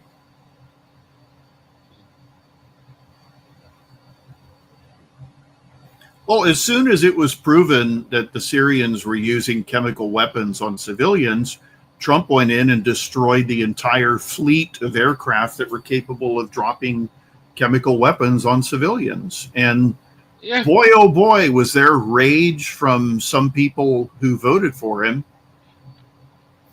because they were too stupid to know that there were no civilians living at the Russian air base, the sealed off air base in Syria. And, oh, he's just another warmonger.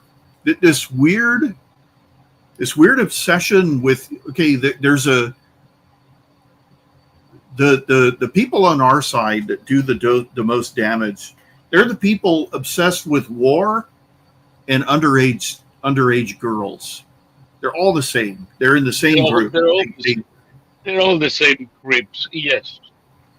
It's the weirdest thing. We must never go to war under any circumstances for any reason, and we have to talk endlessly about underage girls, having sex with underage girls. Or have sex with underage. I mean, look at the Lincoln Project. Yeah. Founded by pederasts. Good. I mean, this, and of course, lately they do nothing but talk about Epstein. Guys, that's where their interest lies. Think about it. They want to see the videos. Think about, let's say, for example, you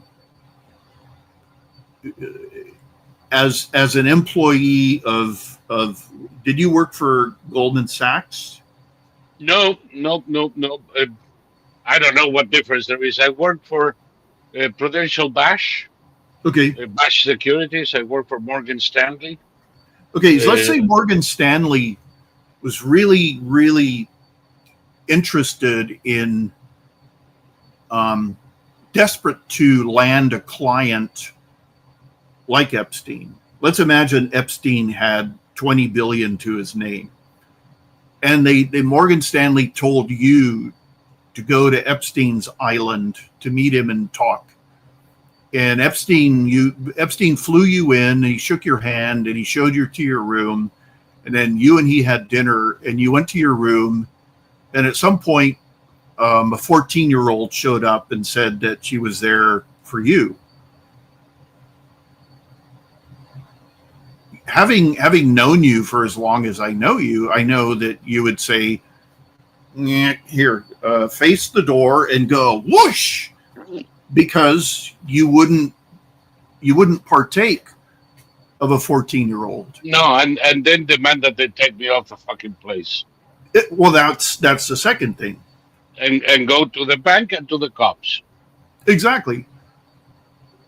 I can't say the same thing for all these people who are jabbering incessantly about Epstein.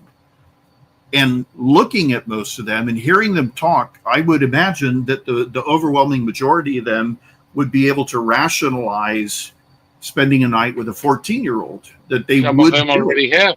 And some of them already have. And that's the difference, that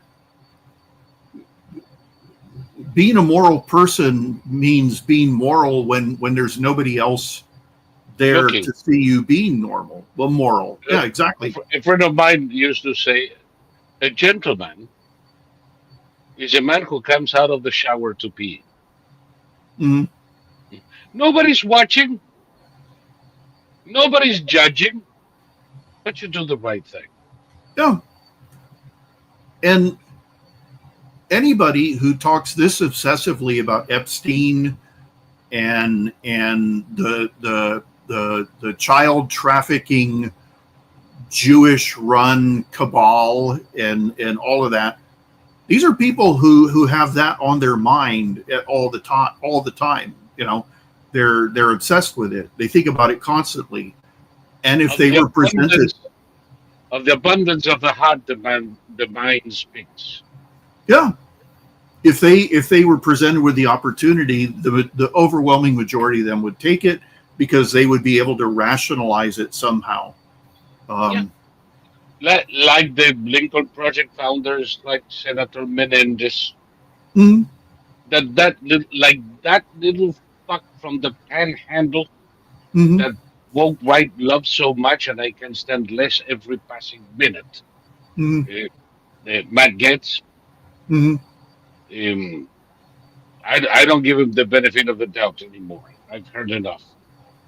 Um, those people. By the way, have you noticed how all of those assholes are also narcissistic? Oh, of course. I never liked Matt Getz. I always thought there was something wrong with him. Just the way he looks. Just the way he looked and the way he behaved. There's a certain eerie. Okay, in psychology, there's something called the uncanny valley, and this is what allows us to immediately recognize artificial intelligence imagery. Like if I downloaded a video of you and then wrote a script and told an artificial intelligence program to make you speak that, within a few seconds of people watching that, they would say that's artificial intelligence, because there's something called the uncanny valley, and Matt Getz has that uncanny valley quality about him, where it's just like, oh, there's just something false about this guy, something creepily false about this guy. Yeah, and like I said, never trust a man who uses too much makeup. Just saying, you know, there is something in the attention to one's looks. It is okay to groom oneself. It is okay to be clean and tidy. It is not okay to overdo it. Well, they used to call it being a metrosexual, and that term has sort of fallen by the wayside. But there was something eerily effeminate about Matt Getz, and I just never liked him. When politicians behave like movie politicians, that's what gets me. When they come across as like, okay, Elizabeth Warren cannot come across, she can't come across as sincere no matter how hard she tries. No, It's not possible for her to come across as sincere. no. Can I? Are you going to mention the devil again? No. The woman is insufferably bad. Yeah. And you're correct. It doesn't matter what she says. You know she's a fucking phony. Yeah. Maybe we're prejudiced because we already know she's a phony anyway. But no, there is something in her screeching tone, in her emphasis, in her earnestness that tells me, no, she's being dishonest again. When she ran for Senate, she became famous for one speech in which she said, "You didn't build that. You didn't build that." Yes. Yeah, that the federal government built your business. When she was peddling the Consumer Financial Protection Bureau. Yeah, and she essentially said the federal government owns your private property because you have to drive on roads built by government, and government built the power lines and all of that. Paid by me, bitch. Well, this is the thing, that it's a false argument, because we are paying for those services. The government doesn't do it out of the goodness of its heart. We are paying for those services in order to have our private property and our private businesses, et cetera, et cetera, et cetera. And we're paying for those services, including her commissions. Exactly. The government is a service provider. Even defending the country is a service. So yes, when we go to a restaurant, we don't hand over all our possessions to the chef and the waitress and the manager and the maitre d'. You know, we are doing enough by paying for the service they provide. Bingo. And they do provide a product as well in the meal, but it's still, they are known as being in the service industry, and we pay for it. So that's where they're right. their hold over us ends is when we pay for it. And it's the same with, it should be the same with the government. If But we you pay see, for, these feudal socialists Mhm. believe that there is no such thing as private property. Yeah, no, All the property belongs to the state. You are at most a tenant of the government, yeah, and you have to pay whatever they tell you to pay this year, or the property reverts to the government because it is it is a social property uh, managed by you. Oh, well, I don't pay for this house. I don't pay a tax for this house. I pay a tax for the lot. And yes, the I own this house, and I could take any government to court and it be proven that I own this house, and the government doesn't own it. The government can if you fail to pay any of your taxes, the government can take over your property. But it's a difficult process. It's a long and difficult process. depending on the state, my friend. In some states, it's too fucking easy. Well, you know that I was fighting my city over the bars, the security bars on my window. What I was able to do was to prove to them that they did a Lavrenti Beria on me. They decided that they wanted the bars gone, and then they tried to look for the city code that I had violated, and so they wrote a code, and I went down there and I pointed out this applies only to commercial residences and not private residences. So then they zeroed that out, and then they tried to do a different code. I said, okay, and the agent, the officer who gave me the new ticket, said we got the ticket wrong, or sorry, we got the city code wrong. So I was able to get her name and the date she showed, and I went down to the city and I said, look, I have an admission here that what came first was the desire to cite me, and then you had the wrong code. Now you have another code. This code too is also applicable only to commercial. There is no city code in the entire state of California that bars the installation of security bars. So On residential properties. On residential properties.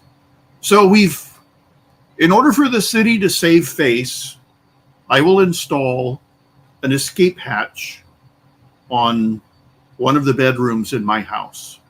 And then the city will be satisfied and they will mark the case as resolved. Right. So they can't just back off and say, we were totally wrong. Goodbye. There's the door. I still have to make some token form of sacrifice because of all the trouble they put me through. So they have to be able to go to bed at night knowing that I paid some price to the great city. And the guy in charge who I spoke to this last time was the most apologetic son of a bitch you've ever seen in your life. He knew that what he was doing was retarded, but he wanted to keep his job, and he wanted his retirement, and he wanted all of that. So I didn't take it out on him. I said, okay, I'll do it.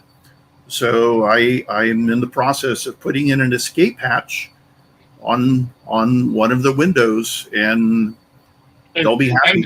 And then you close it with a lock. I did that in New York. Well, the bedroom's right next to the front door. So if I have time to get through the escape hatch, I'm going to have time to get through the front door. But whatever. I'm just a dumb peon. Yeah, so. What do you know? It's sometimes, I wonder if. But then again, there is a reason why I don't live in New York. There is a reason why I consider this my golden cage. Well, could you imagine what New York is going to be like under Mamdani? Oh, I remember what it was like under Dinkins, and I cannot imagine that it would be much different. Well, it's going to be worse because Mamdani doesn't believe in private property. Neither did Dinkins.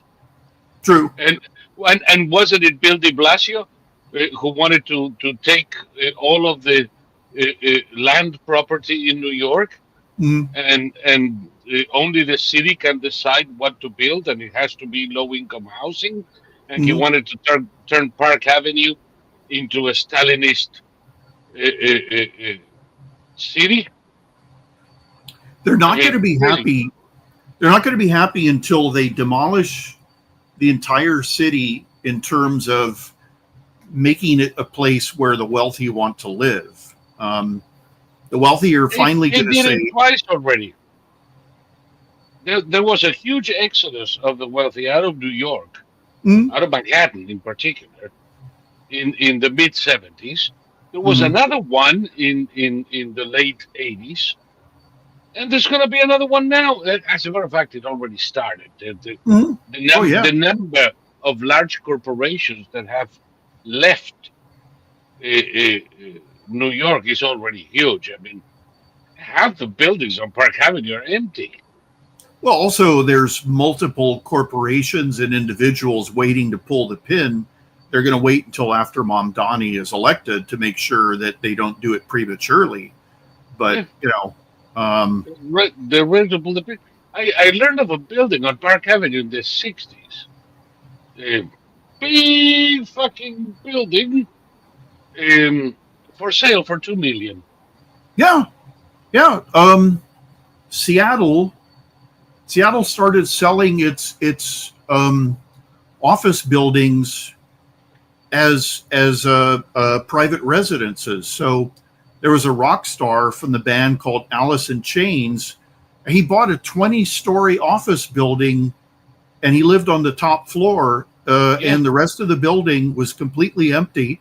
It had elevators, so he would go in the lobby, and he would take the elevator to the top floor where his house was. And the Oh, rest, it was a 20-story office building, and he bought it for a song. he's got an electronic drawbridge. Exactly. Yeah. So I don't know. The mind I boggles. almost did that in the city of Danville, in Virginia. They were selling the building of the Masons. Mhm. Um, many moons ago, Masonic Lodge burned to the ground, and the Masons decided to build a fireproof office building with the lodge on top. And they did, right across the street from the courthouse over there. And they were selling the entire fucking building for 800 grand. Wow. What was it? 16 floors? And on the penthouse, there was the Scottish Rite and the regular Masonic Lodge and all that jazz. Uh, huge fucking rooms. And the rest of the building was offices Mhm. with a few uh, street level stores, a cafe and all that jazz. And I figured, great, let's collect rent from the cafe and all that jazz, and pay for the expenses of the building, and I live in the penthouse, which will be the Masonic uh, facilities, for lack of a better word. It turned into living space. It would have been living space of about 10,000 square feet. In the end, my wife looked at me like only a Dominican can look at you, and you understand.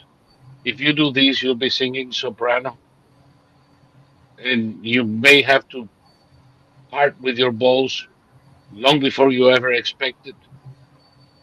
So I didn't buy it, and we didn't go to live in the huge space up above. Would have been great views, by the way.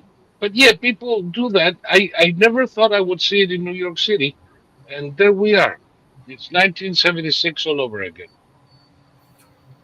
Yeah, I've always wanted to live in a single large room, um, a 10,000 square foot space. And I have my bed over here. I have my computer Hmm. workstation over there. I have the kitchen over there. I have the workout station over there.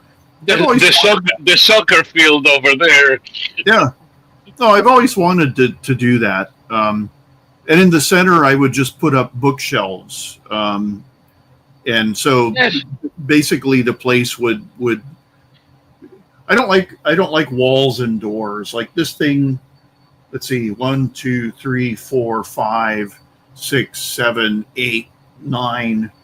This little tiny place has 10 doors to it. And, you know, it's just like with the furniture and the bookshelves and everything, you're just when you walk in, you're like nee nee nee nee nee nee nee Yeah. nee, just moving all around, and I just much there's just something.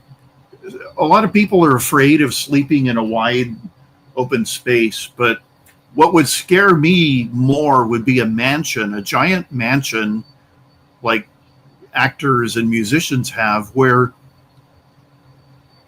you're so far away that you wouldn't even know if someone had broken into your house and was like living in one of the many spare rooms.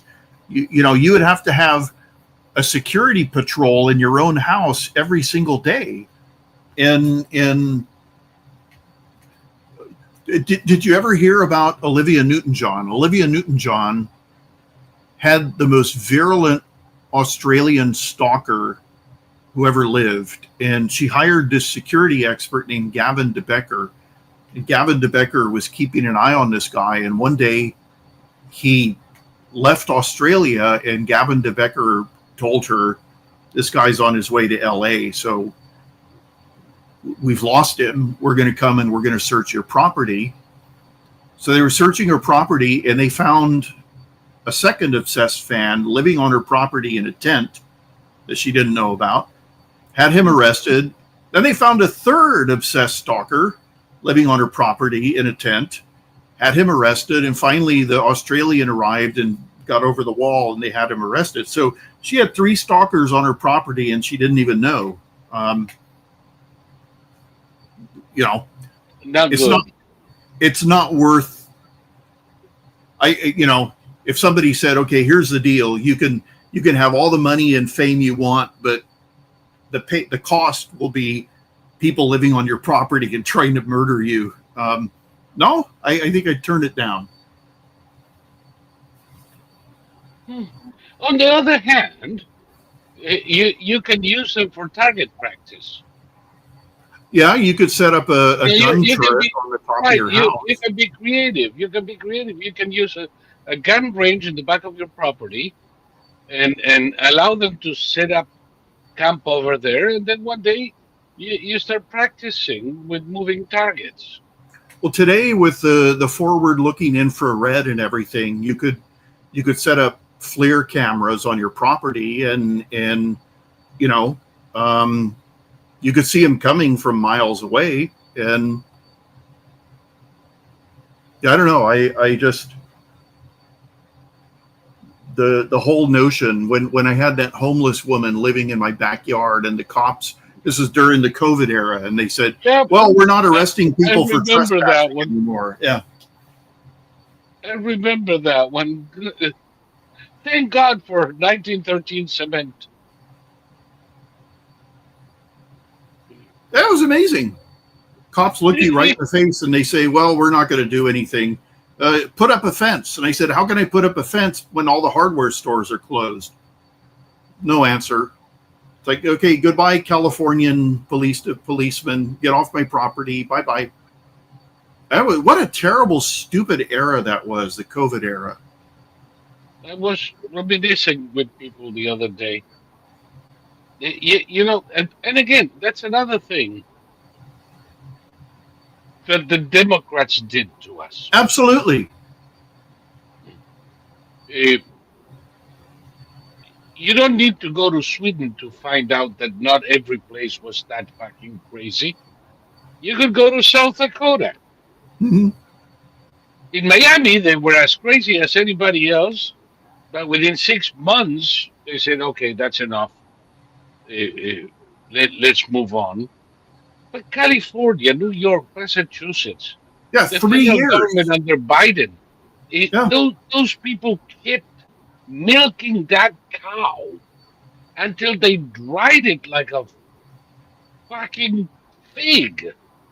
they have PSAs on the radio today reminding people to get their COVID shots. I don't. I remember COVID. our rants. One of these days, I have to go over the old videos and pick up some of our runs because I couldn't stand it. COVID is mutated to the point where it's like less. If you have COVID, you can have completely asymptomatic COVID, Yeah, and it's gone in a week or so, and you still have and we in said it was gonna Minneapolis. be like that. In Minneapolis, the police went around with paintball guns and shot people who were outside of their house until they went back inside. Yeah. And that was Timmy Walsh's grand idea, which Oh I'm yeah. sure he got from the Chinese. Well, very very close contact. Um, they used to arrest people on the beach here, right where I am. Yeah, yeah. You stepped. The building is on the beach. You literally Mhm. step off of the pool area into the beach, and if you touch the beach, they would arrest you. Yep. Why? Nobody could ever give me a right answer for that. No, no, no. And And they did. unfortunately, And they did. And all of these freedom assholes who accuse Trump of trying to be a dictator, they put up with very dictatorial.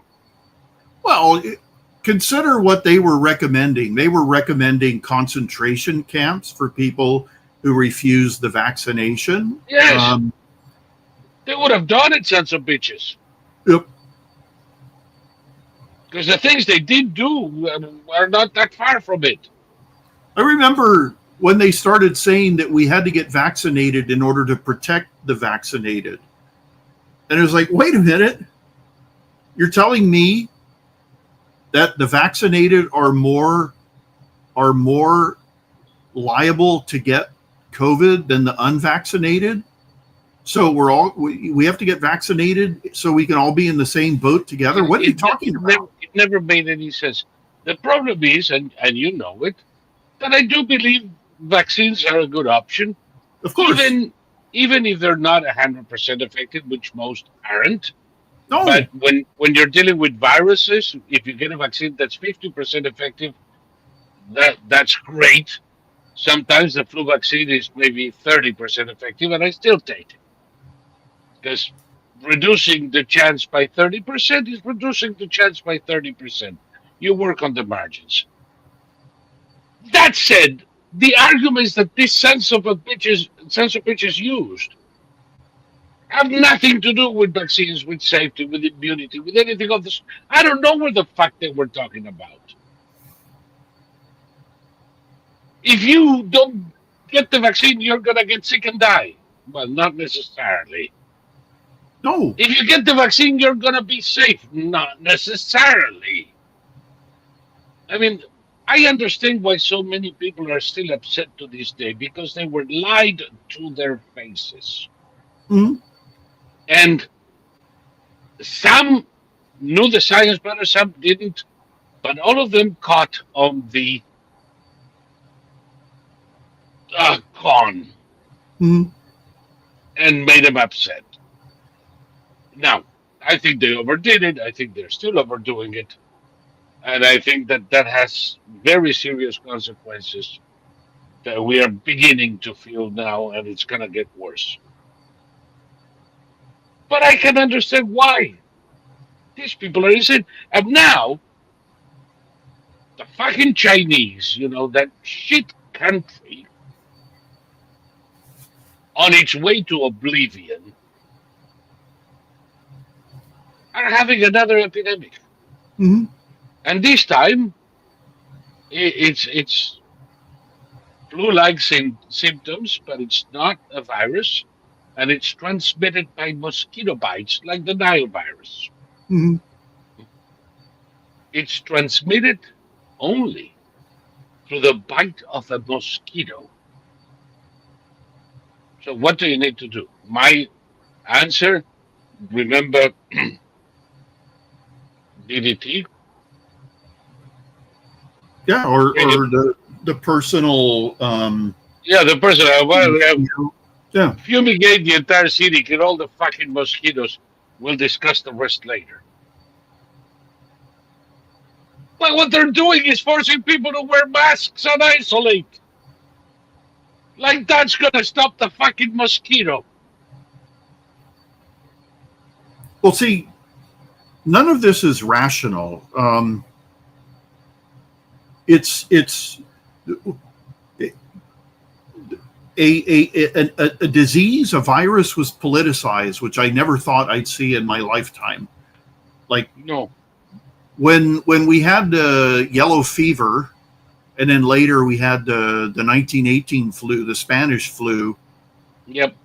None of it was politicized. It was like, okay, how do we prevent people from dying? And then COVID was politicized to the point where getting the vaccine was it was a sign of your incredible morality and your political leftism. Worse than that. In October of 2020, Kamala Harris and Biden were telling you, I will never let them inject me with the Trump vaccine. Of course, I remember that. And in November, after they won the election, if you don't get the vaccine, you're a traitor to this country or something like that. Yep. And the very people who created the vaccine hesitancy became the blatters of vaccines. And the people who created the vaccine became the rejectors. Mm-hmm. I mean, you cannot make it more stupid than that. No. And there were people on our side who decided they were going to die on the hill of going into supermarkets without wearing masks, and then getting into fights with the poor minimum wage guy, and then having the cops Can you called imagine? I put on my. Imagine I had to prove my my identity to the IRS.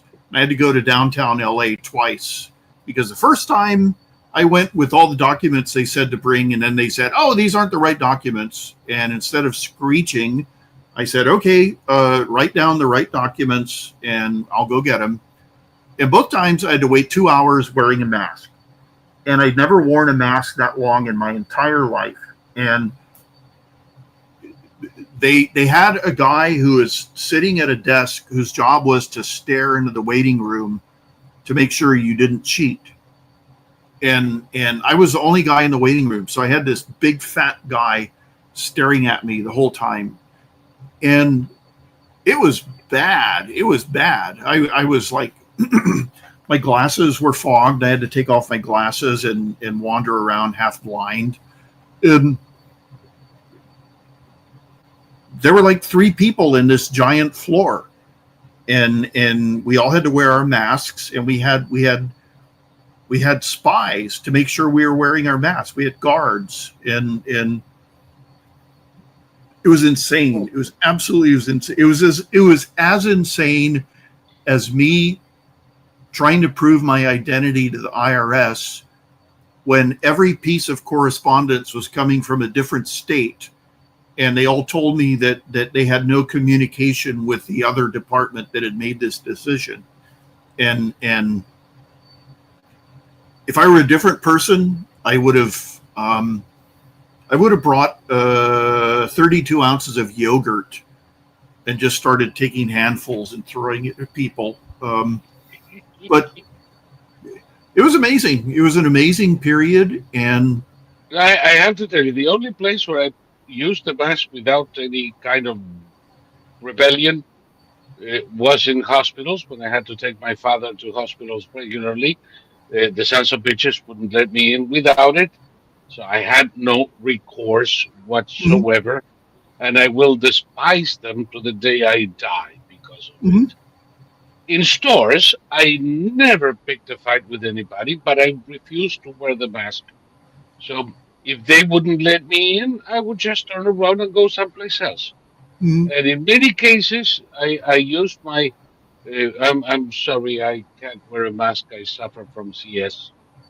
And these idiots would look at me with pity and say, "Oh, I'm sorry, sir. I'm sorry, sir. Please go in." And nobody asked me what CS was. And when people ask me today, but why CS? Common sense. Mhm. I suffer from common sense. I've been suffering from it since I was a kid. And that's why I cannot wear a mask. But nobody asked me. Mhm. So in Walmart, I would just go in and say, "Sir, sir, sir, the mask." I say, "I'm sorry, I can't. I suffer from CS." And they would let you in. Mhm. Because, of course, these poor mothers over there making $7 an hour wouldn't know one way or another. And this way, by the way, I wasn't putting them in jeopardy of losing their job. Uh, the manager would come, "Why is he with us?" "Oh, I told him, but he suffers from CS." "Oh, okay, you did well." Uh, there's ways to work around it without surrendering, but Here in here in most of the California, time I just didn't go. here in California, um, first we had a massive run on toilet paper because people planned to do a lot of crapping during this pandemic, and every store was bare of toilet paper except for Home Depot. Not Home Depot, Office Depot. So I bought my toilet paper at Office Depot because nobody thought to go there. And they got to a point where they were letting 10 people into supermarkets at a time. Yeah, Um, some businesses came out and did their business in the parking lot. It was demented. It was absolutely demented. Um, yeah, and the woman and giving all the orders was a woman who had no medical background. of course not. And everyone would wait. She was like, who's that guy? Warren Buffett. She was like Warren Buffett. Everyone would wait. What is she going to say next? And then she would peer into her bowl of chicken innards and say, the masks must remain for another 2 months. And then, oh my God. And she had no They, medical they background. came up with the whole thing. Bricks. Are you talking about the stupid cow bricks? No, no, no. Here in California, it was Oh, some. same shit. She was called doctor, but her doctor was in like English literature, Oh, not just and studies. I don't even remember her name. It was the stupidest period in the state's history, and that says a lot. I mean, this Let is me get you a question from the thing, because unfortunately, uh, people are still repeating the idiocies that the Democrats came up with when they thought that the vaccine was going to be Trump's success and they needed to stop it at any price. uh It was more of a vaccine test than a proven injection, whatever the fuck that means. you know what? No, no, darlings, it wasn't a test. It was a vaccine. It passed through the same rigorous testing of all vaccines. No, it's not poison. 7 fucking billion jabs were administered in the world. Do you have any idea the stench on this planet if this vaccine killed people? Well, also, okay, look, there's people saying that the cancer rates are going up because of the vaccine. Okay, number one, the cancer rates aren't going up significantly. Number two, people weren't allowed to go to their doctor for sometimes up to 3 years. For 2 years, 3 years. My own father. Exactly. My own father, by the time he could go to a doctor, it was too fucking late. Exactly. If you develop stage 1 cancer and you put off going to a doctor for 2 years, depending on the type of cancer, you're going to die. And there's people out there who are deliberately, I mean, they're taking advantage of people by convincing them that situation. Okay. What did I read? I read something today. Why did people in the past look so much more mature than people do today? Like, for example, when Sean Connery became James Bond, he was like 27 years old, and he already looked like he was in his late 30s or early 40s. Yeah, they age faster. Well, the simple answer is sunscreen. Sunscreen. Something like 90% of facial aging. Now they're telling you cannot use sunscreen because it's going to give you cancer. When for 40 years they told you to use sunscreen to prevent cancer. These people don't know what the fuck they're talking about. Well, in the past, during Sean Connery's period, they put baby oil on their face before they went out in the sun. So yes. that quadrupled the effect of the sun. And I did that when I was in my teens. Yeah. So it was cigarette smoking, drinking, and the sun. Sean Connery smoked his entire life. He lived to be 91. Yeah. But everybody smoked. Everybody smoked filterless cigarettes. Everybody drank. I miss the good old days. What's that? I truly miss the good old days. Well, I do. What people don't appreciate is that the amount that people drank was stunning. Yes.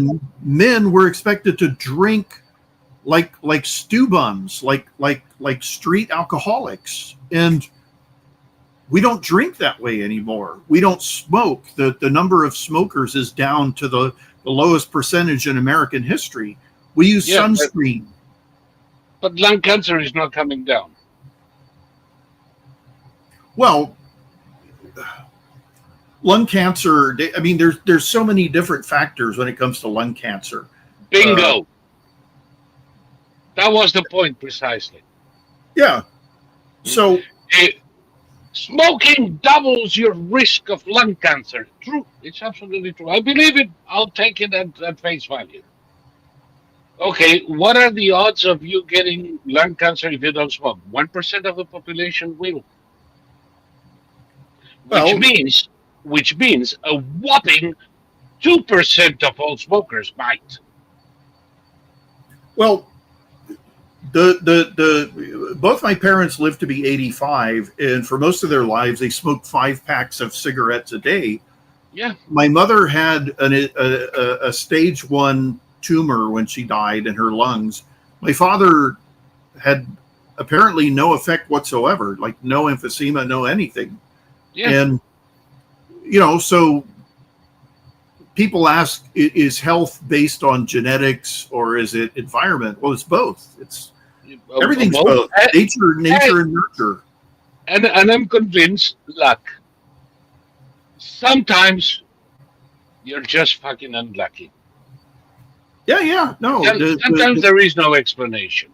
The tennis player Arthur Ashe, like by the time he got AIDS, he said in an interview, it's just another thing. I mean, the guy he just kept coming down, heart disease, brain tumor, just everything. Yeah. And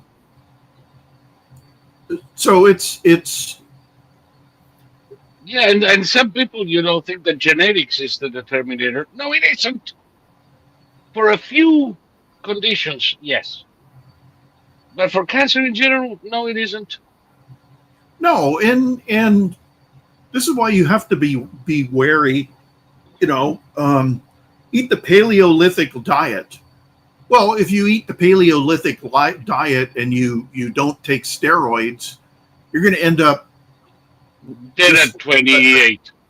well, you're going to be a giant swine. You know, the Paleolithic diet is essentially made up. It's intended for people who take steroids, human growth hormone, and work out 8 hours a day. But I don't know. I just everything. Okay, going back to common sense. Just use your common sense. Yeah. You can go to McDonald's, but don't go to McDonald's every day. Make it a rare occasion. By the way, I wouldn't go, but in the direst of emergencies, if you go every day to McDonald's to eat, more power to you. I don't know what's going to happen, but how can you? Well, my neighbor's husband went to McDonald's every day for all three dinners, breakfast, lunch, and dinner, and he was one of the most spectacular. He had the most spectacular paunch I've ever seen on any human being, and we had to move some furniture. He was involved, and he got all competitive with my brother and me, and so he was like running up these stairs as fast as he could, and he was like purple, and I just thought, oh, don't do this, don't have a heart attack and die just because you were all like competitive. But he eventually, she woke up one morning and he was dead next to her, and he was only, I don't know, 53, something like that. Listen, yeah, I grew up in a place where people eat a pound of beef a day throughout their lives. They eat bread with every meal. They might eat a salad a couple of times a month if somebody forces it upon them.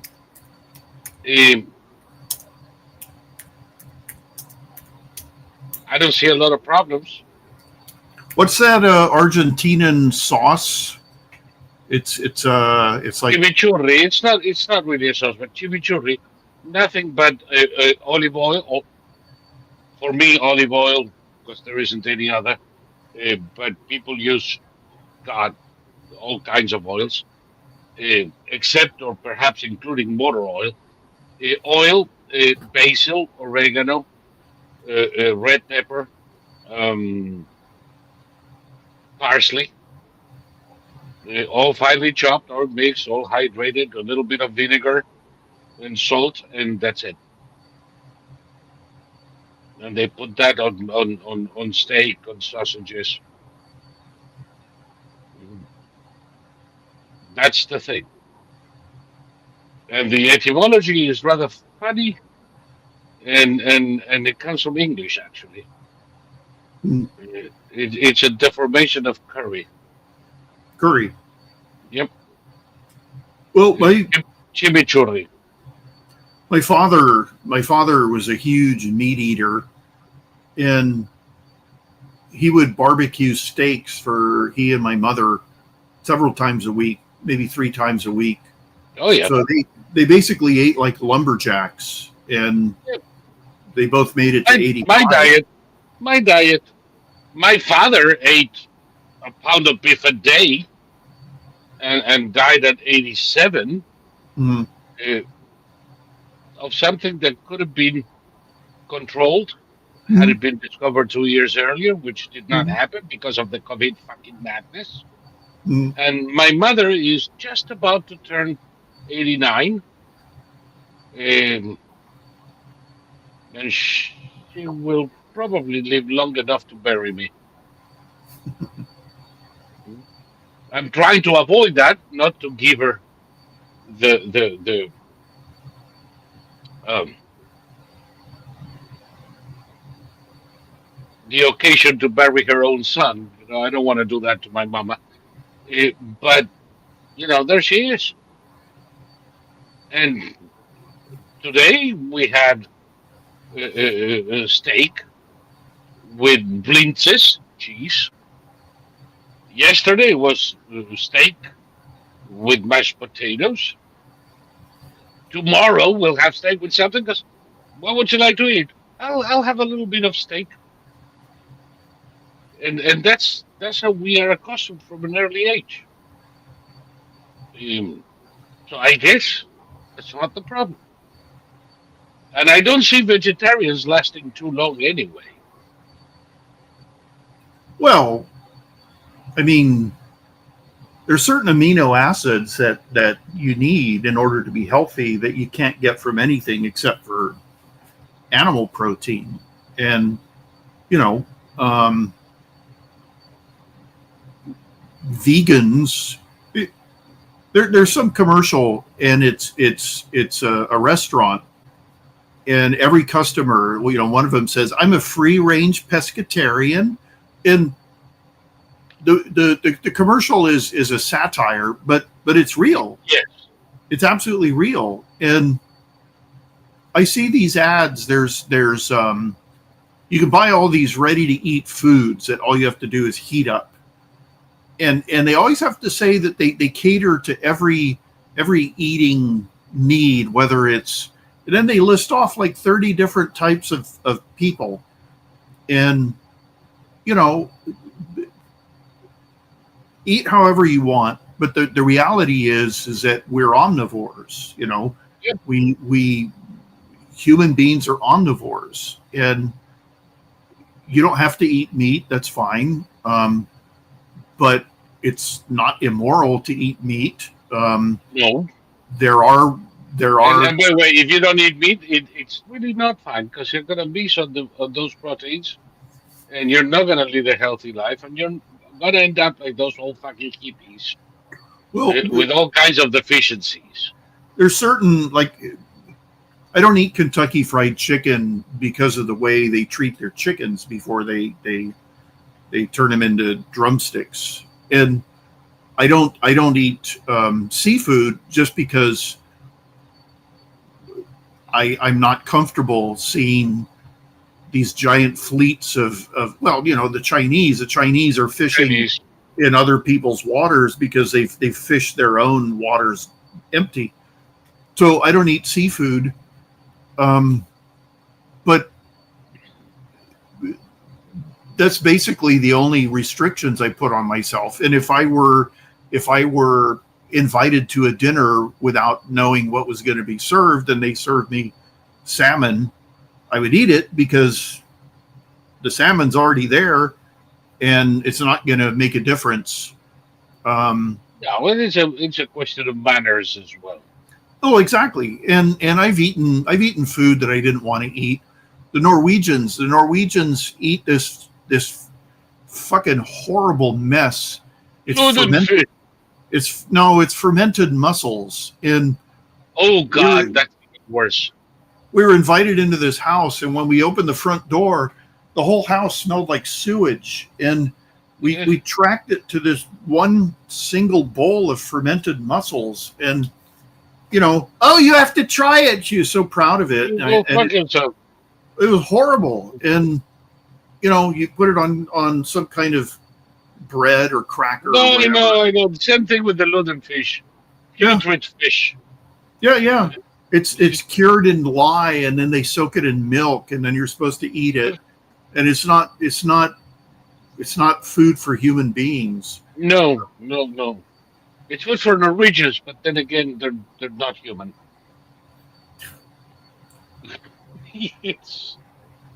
I know you never quite like it when I say these things, but I mean them. We don't belong to the same species. Well, okay, if they keep finding new non-human humanoids. Yes. Like the ones that they were bipeds, and they buried their dead in this cave, but they seem to be an evolutionary dead end. And so maybe just like Norwegians, see? That's another evolutionary dead end. Yeah, you know, I tried to watch this Swedish.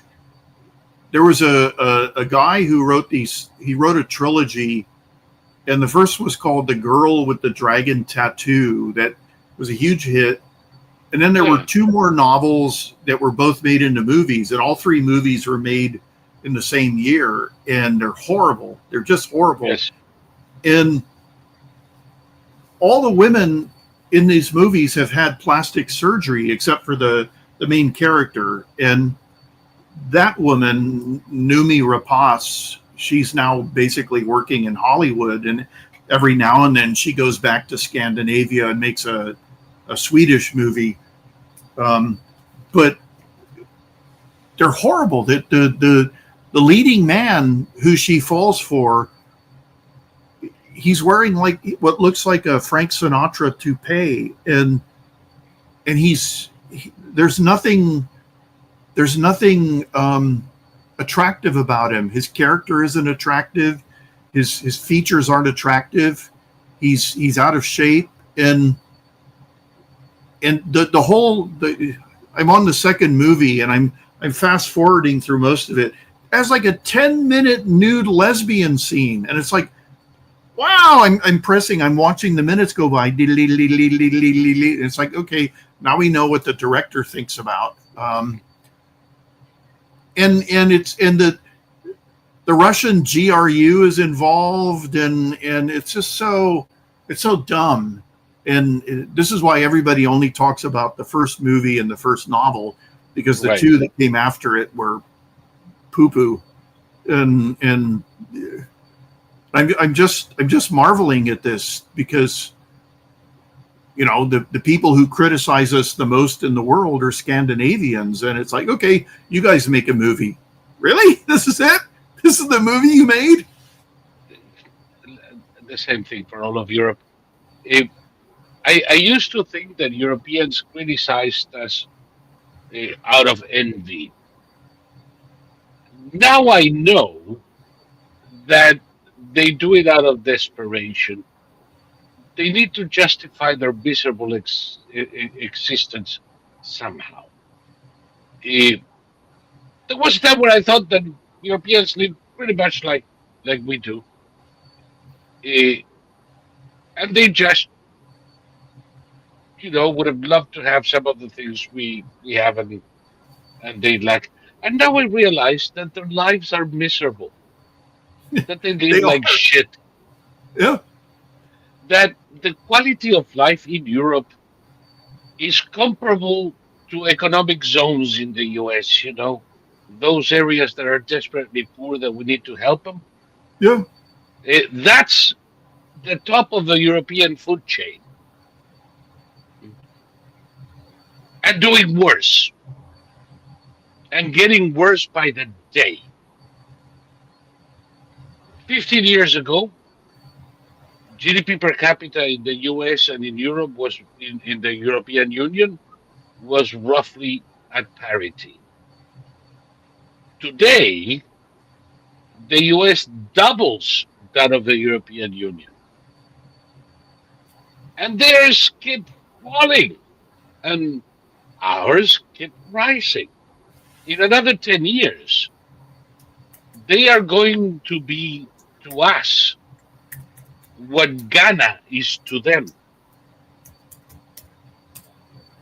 And the animosity towards the US right now comes out of that desperation that they know they're shit. And they hate us for not being shit with them. Well, that's the thing, that I used to joke that, like all the best Norwegians live in the United States, that sort of thing. Yes. And when I lived in Norway, I avoided the Norwegians. They all speak perfect English, and they all wanted to fight about how much they hated America. And that was, I lived in Norway from 78 to 81. It hasn't changed. Well, it's even worse now. And I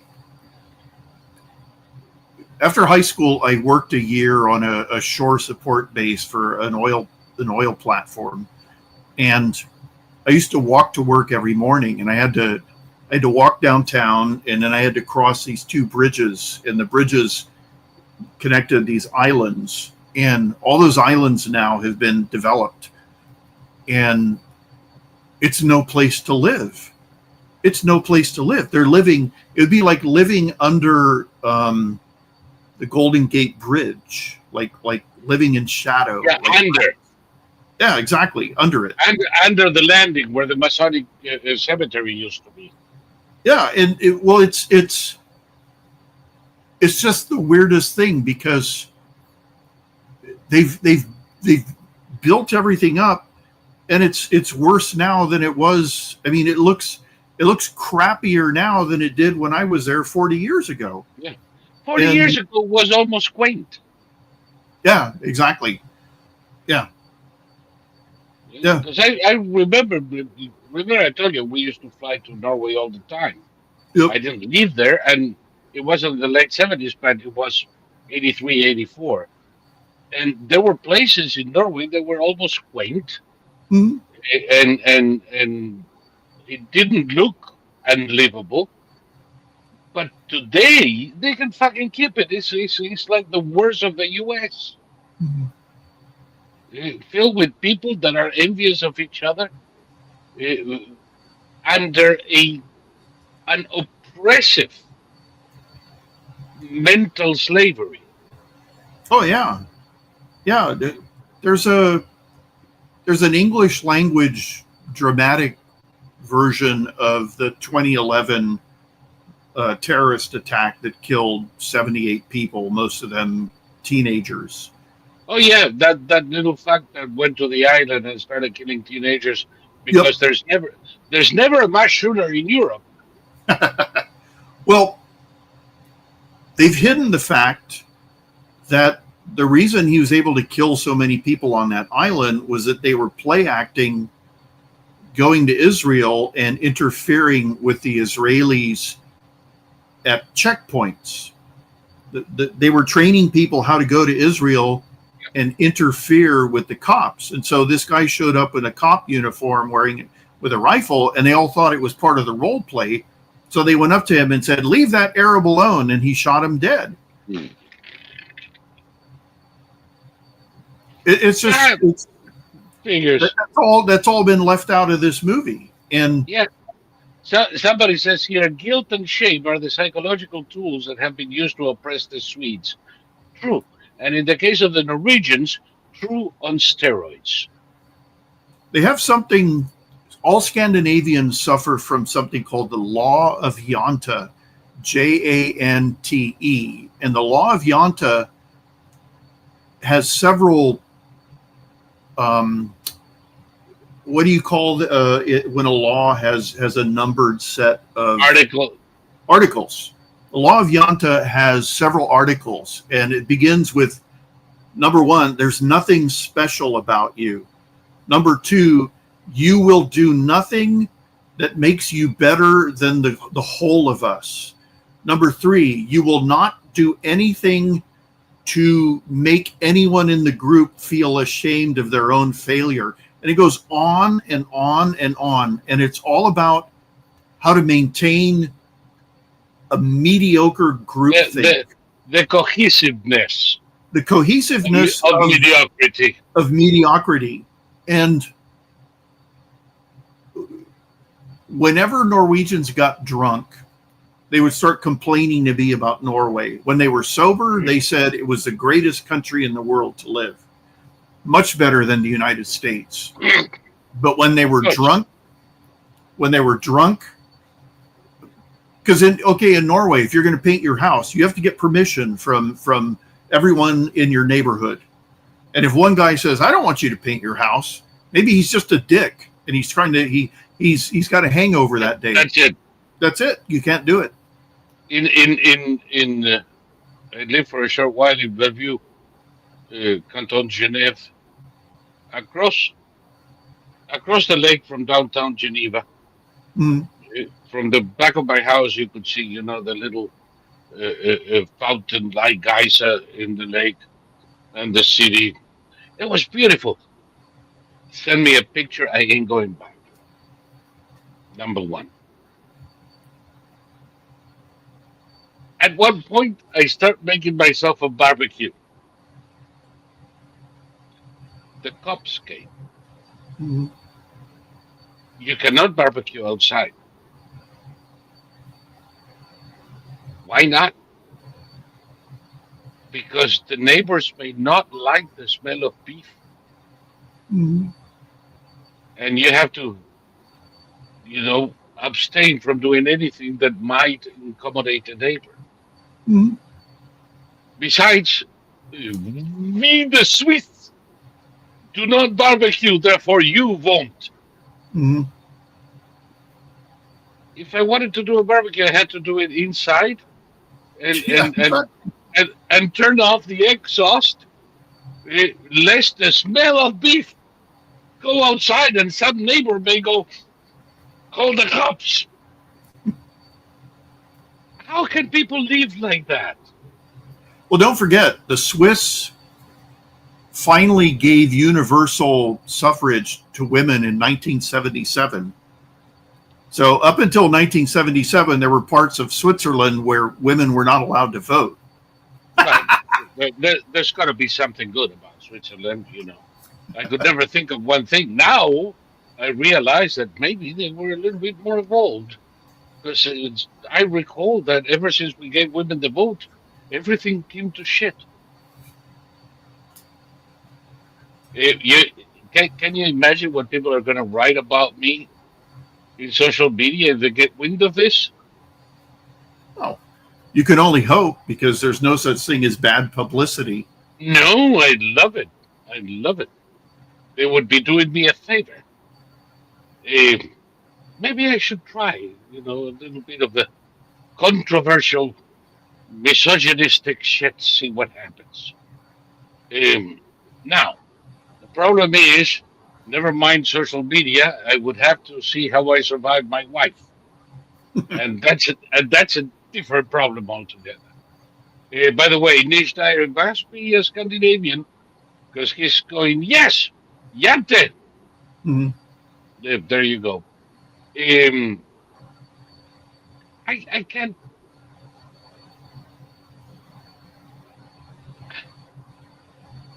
I don't think the average American knows to what extent Switzerland is a police state.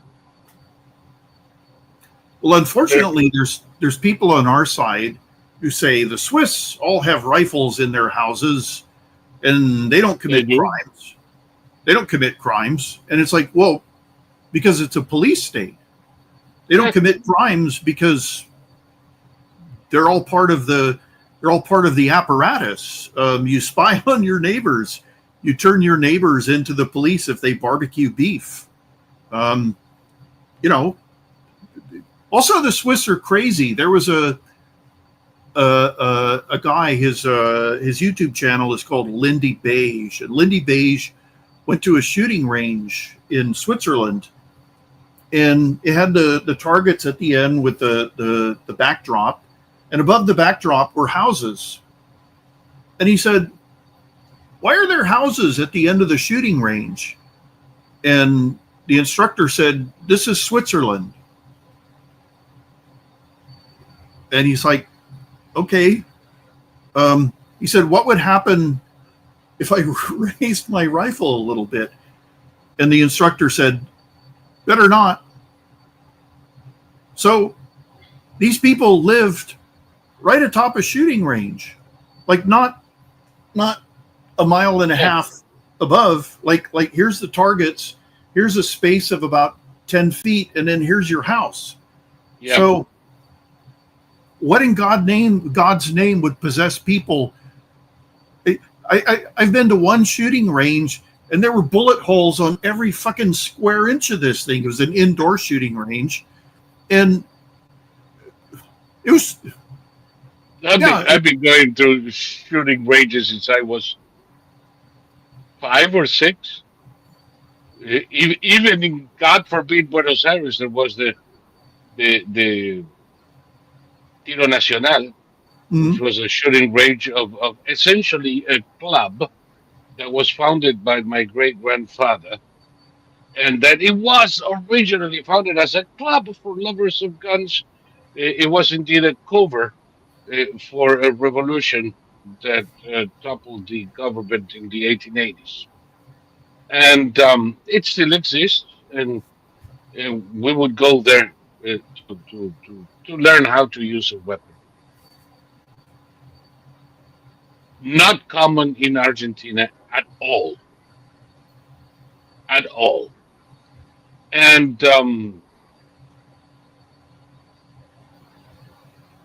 here in Miami, I go to three or four of them.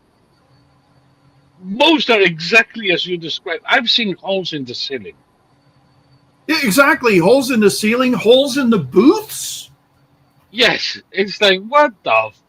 Don't, guys out there, don't drink in the range.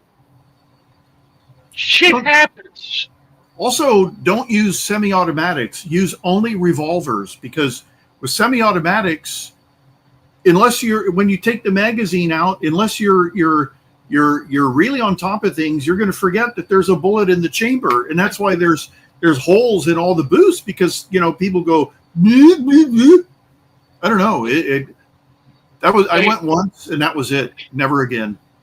I got to bring this up uh, from the chat. Hitler was discouraged from invading Switzerland. That should tell you how it is over there. Hitler was not discouraged from invading Switzerland, who were allies of Hitler. They were, in fact, the bankers of Hitler.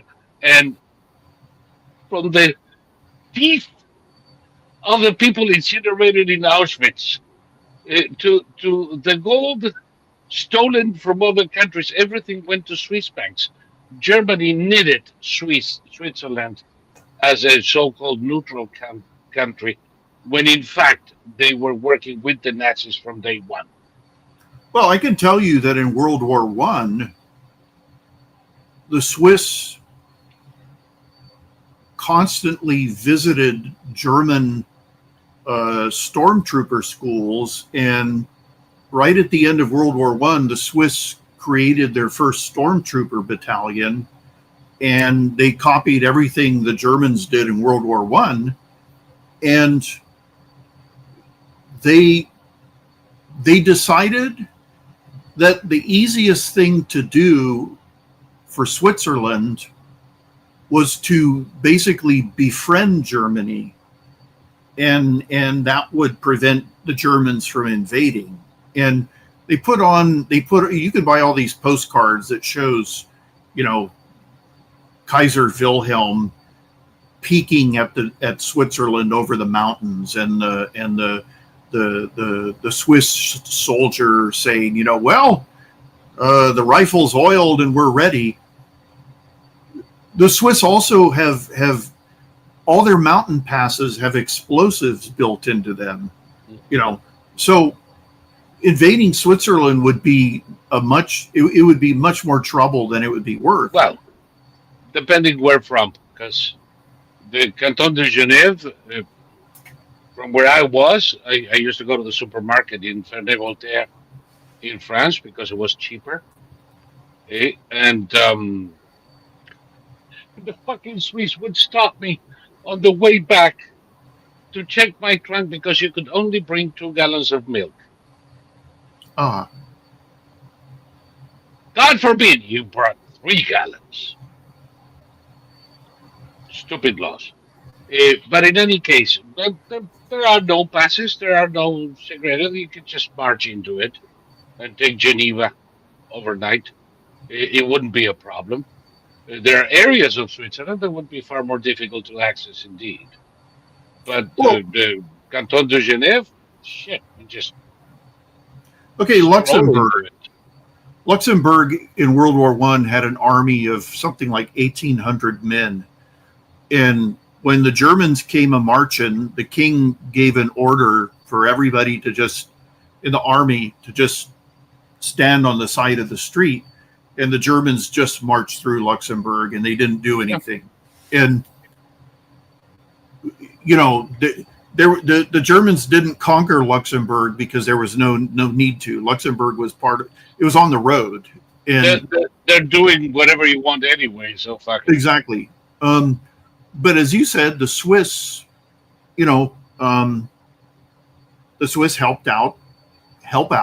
There's a movie with Helen Mirren, and it's based on a real case where the Nazis took the Gustav Klimt painting called The Kiss, which is it's done in gold. Yes. And the Nazis stole that from a private family, and it was in a German museum, and she filed a lawsuit, and she eventually got the Kiss back, and I guess it went into a Swiss museum at that point.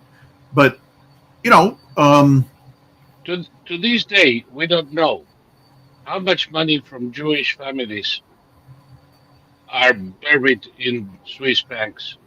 No, and the Swiss aren't talking. They won't tell us. No, they won't tell us at all. All the funds financing the Nazis in exile in Argentina, Paraguay, Peru, Brazil came from Swiss banks. Mm. Many of them with Swiss passports. Mm. I mean, most of them with Vatican-issued Red Cross passports, let's be honest. But a few of them, the very rich, with Swiss passports. And we used to have who was it that said that? Not Benny Hill, but one English comedian is, "Are you German? Nein, I'm Swiss." Yeah. It was infamous. And they managed to get away with it. And today they're no better. No. There are two countries where this happened to me. The first time I went to Switzerland, I arrive, I go through the immigration booth, I take out my passport, give it to the guy. The guy is reading something and picks it up and returns it to me as a courtesy, because he wasn't going to let me hang in there, but he didn't even look at it. So I get in, and I go to my cousin's house, and I'm there for a day or so, and I comment to her, I can't understand. This is the first time they let me in the country without giving me a rectal exam. They didn't even look at my passport. They didn't stamp it. And she says they don't have to. You see, they do that at the hotel here. Mm. When you arrive, you go to the hotel, you sign in your registration, they take a copy of your passport, and all of that goes to the police, who check and make sure that they know where you are at all times. Mm. But I didn't go to a hotel. I came here. And she says, well, that's why I had to go to the police yesterday to let them know that I have a foreigner living in my house. Mm. And she said, what happens if you don't? One of my neighbors will. Mm. And then I'm in trouble because I didn't declare the foreigner living in my house. Yeah, which is I said, wonderful. It's similar to what they do in North Korea. That's what they did to me in Cuba. Mm. Same thing. I land. I expect a rectal exam. And the guy at Immigration Customs just waved me by.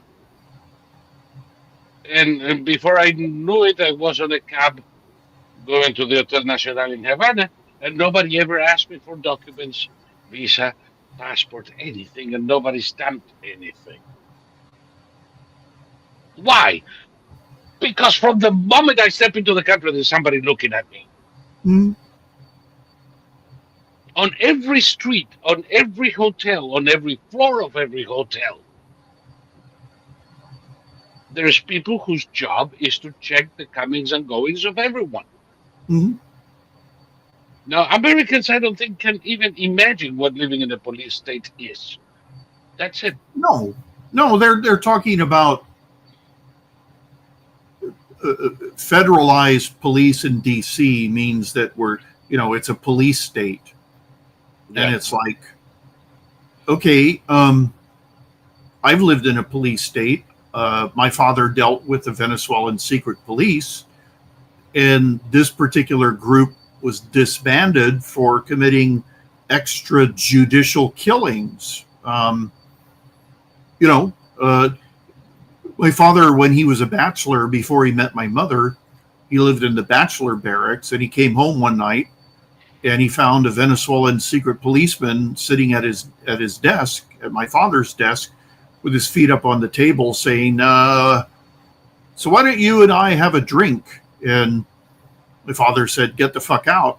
And so the guy pulled his gun and put it on the desktop and said, "I said, why don't we have a drink? Go get me a drink." So my father got him a drink, and he interrogated my father about what he was doing and everything, and then he got up and left. And that's it. You think ICE is able to do that in DC? You come home and he's sitting at your desk and tells you to go get him a drink, and then. But listen, how soon we fucking forget? Number one, you're absolutely correct. You're absolutely correct. And no, ICE is not kidnapping people. I saw people being taken by secret police. I shared cells with them. 10,000 of them were never to be seen again in a space of 4 years. Telling a stupid influencer who's in this country legally to come out of her car, and if she doesn't, just pulling her out, putting cuffs on her, putting her on a nice thing, and taking her to a detention facility from whence she'll be deported back to her country. It's not kidnapping. It's not disappearing. It's arresting a person who violated our laws and providing the proper remedy, which in this case is deportation back to the hellhole she came from. Do you remember what the Democrats did in January of 21? What? Do you remember the concertina wire? Oh yeah. Around the mall, Mm-hmm. the Capitol, the Union Station, the White House, Mm-hmm. with troops parading up and down the streets. Not federal agents, not people there to stop crime, people there to intimidate the citizenry into compliance. Do you remember that? Yeah, and it lasted a hell of a long time. And these motherfuckers are telling me now that ICE agents arresting illegals is dictatorial? Mm-hmm. They can go fuck themselves. I'm sorry. I'm. Sometimes you have to use the language that you have to use. These people are off their fucking rockers. Well, if Trump were a dictator, he wouldn't put his first priority. He wouldn't make illegal aliens his first priority. He would make the Democrats his first priority. And Chuck Schumer wouldn't be appearing anywhere. Chuck If Schumer Trump were a dictator, Chuck Schumer would be in jail. Yeah. So without the ability to communicate with anybody. Exactly. So the first thing Fujimori did was dissolve Congress and put all of the representatives and senators in jail. Thank you very fucking much. Goodbye. Yeah. No, and once again, the Democrats have leached all meaning through misuse and overuse. The term dictator now doesn't mean anything. Oh, Trump's a dictator. The term Nazi doesn't mean anything. But that's the problem with these assholes. They degrade the language. Mm-hmm. They rob words of meaning. But in so doing, they normalize evil. Mm-hmm. So dictatorship, which should be something that should give every American citizen the chills, it's nothing. It's a virtue signaling, uh, uh, play acting shit, Mhm. devoid of meaning. It doesn't scare anybody anymore. Nobody sees it for what it is. No, And I when you mean, speak of the dictatorship in X, well, we have a dictatorship too. It's not that bad. yeah, real racism was in the Free Congo state, as run by the Belgian King Leopold, where black people were basically um, lower than any form of animal life. They had their hands cut off. They were butchered. Over 30 million Congolese were murdered by the Belgians, and The it's the because most savage of all the assholes in Africa. yeah, and they did that because they viewed the Congolese as non-human. Yep. That's racism. That's real racism. In this country, when a black person is pulled over, when the cops are called because a black person is having a meltdown in McDonald's, and then the black person has a screaming tantrum and starts screaming about racism, that's not racism. That's someone getting arrested for refusing to follow lawful orders by the police. And Yeah. so when somebody says the word racism now, everybody yawns and goes, yeah, whatever. Mhm. Another thing they did in Washington, all of it, and in New York City pretty soon. But in Washington, remember BLM Plaza Mm-hmm. when they painted BLM on the pavement and all that? No more. Mm-hmm. They tore it out and repaint. Yeah. Remember the bronze statue of Saint George of the Fentanyl? Mm-hmm. Doesn't exist anymore. It's now in a warehouse. Yeah. By the way, I don't know why warehouse. I would melt it and make little tiny Washington Memorial souvenirs Mm-hmm. for people to buy, bronze souvenirs, um, or maybe faucets for the parks. Mm-hmm. I don't see the point in keeping that ugly shit at the government's expense, but maybe just give them time; it'll happen. The Reconciliation Monument at Arlington, which was a glorious monument from 1901, beautiful when they really made beautiful shit. It's back in its place. Mm-hmm. And the reason I'm bringing this now is we've already had our 3 hours and then some. So I want to see if I can coax some final thoughts, not the final word yet, but some final thoughts about how things are going, because I like the way things are going. Well, that period where they were taking out statues of Lincoln. I mean, it was just Lincoln, Cervantes. yeah. I mean, just What the madness. what the And fuck did the Mahatma Gandhi ever did to them? it was a period of madness that's equal to okay. Rod Serling wrote an episode for the Twilight Zone called "The Monsters Are Due on Maple Street," Oh yes. and what it's about, it's a normal street, and the lights go out except for one house, and all the people come out and they say, "Why is Miss? Why is the light on in Jim Smith's house and not ours?" Well, could it be that he's involved in this somehow? And then the lights go out there and they start somewhere else in another house. They say, well, now the lights are out here. Could he have something to do with this? And eventually the whole street goes crazy and they all murder each other. And you see these aliens standing on a hill looking down. And one of them says to the other, is it really that easy just to just turn off the electricity and leave one house on.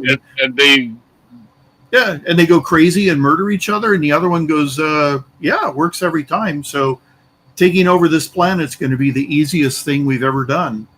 And that's what went on in that period. It was the monsters were due on Maple Street. And, look at that statue. Take it down. Take it down. And all the people caving to the mob knew that the mob was fake. The mob was paid. Yeah. The mob was bussed in. And paid by us. Yeah. And now the mob isn't paid anymore, so there is no mob. What the hell's his name? The late night show whose show got canceled. Colbert called for a protest, and 20 people showed up, and they were so embarrassed that they all left. Yep. So he was left by himself. They were protesting. They were protesting Trump in Lafayette Square and the occupation of DC. If DC was occupied, asshole, you wouldn't be chanting shit in Lafayette Square. Well, I told you that I went and I was looking at old videos, and I found a video. I found several videos from 2017 in Portland, Seattle, and San Francisco, and they were all they all holding signs saying "Abolish ICE," and I thought, that was almost 10 years ago. Yep. Unbelievable. Yep. They've been going that long. Yes. And you know what? We're about to abolish them. I don't see ICE slowing down anytime soon. No. And if the total number of self-deported and truly deported hovers around 1.8 million now, officially at least, by the end of next year, it's going to be around 6 million. And if you think you have peace in your streets now, get ready, because we're going back to enjoying our cities again. Yeah. Yeah. I wonder what the Democrats are going to do in cities like New York or Boston or LA, where the exploitation of illegals is part and parcel of their control of city halls. Well, California is going to become like Liberia or something. California is just going to become this huge mess, and people like Gavin Newsom will still be saying the whole country looks to us to lead. The whole country. Down here in Florida, we're hanging on his every word. Exactly. No, Gavin Newsom is completely unknown outside of California. And, he went to like North Carolina to campaign against Trump. And it was just like, who's this guy? Look at his hair. And the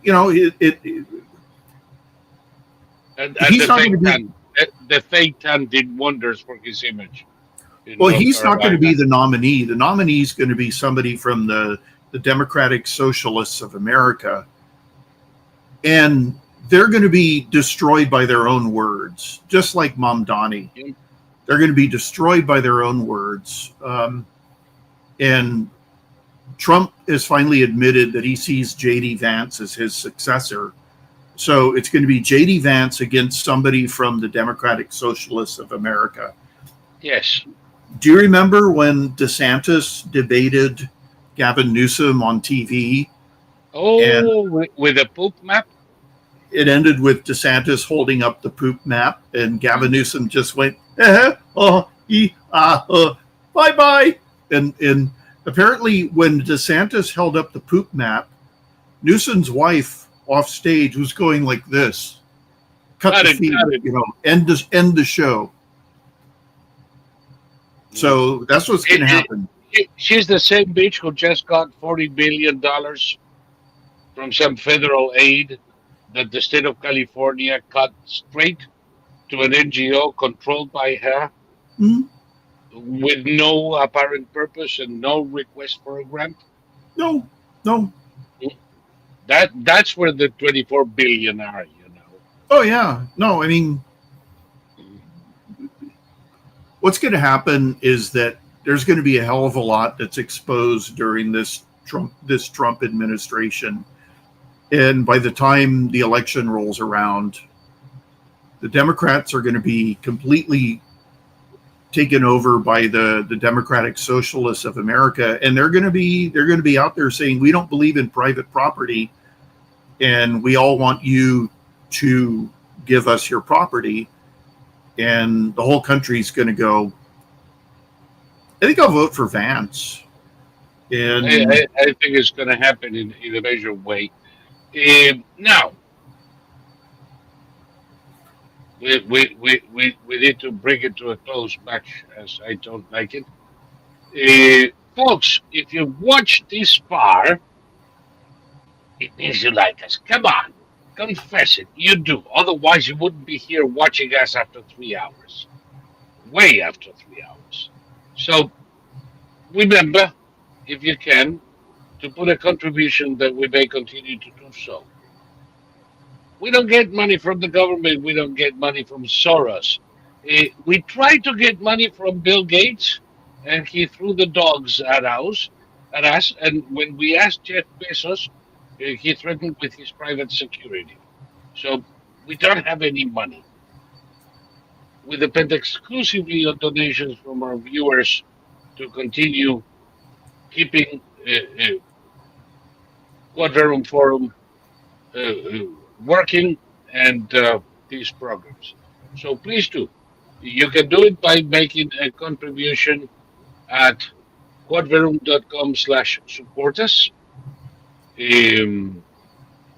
Either a one time or a monthly contribution, or by subscribing to at the Brother Lie in X. It's only $5 per month. Every 2 months, you'd be buying us a latte in Starbucks. Hell, it would take you 4 months to pay a coffee for each of us. So, not a big deal. Please do. And if enough people do it, we won't be needing to do this again. How about PayPal? They asked me in the thing. Quadverum.com/support us. You can use PayPal there as well. Any credit card, debit card, PayPal will do. The other way is through Odyssey, where there is a new system that involves crypto. I will be explaining that tomorrow at the Quad Meet at 10:30 p.m. You can come and join us there, so we can figure out together how to do this. And what did I miss about this? Well, not much. If I did, I'll pick it up tomorrow at the Quad Meet.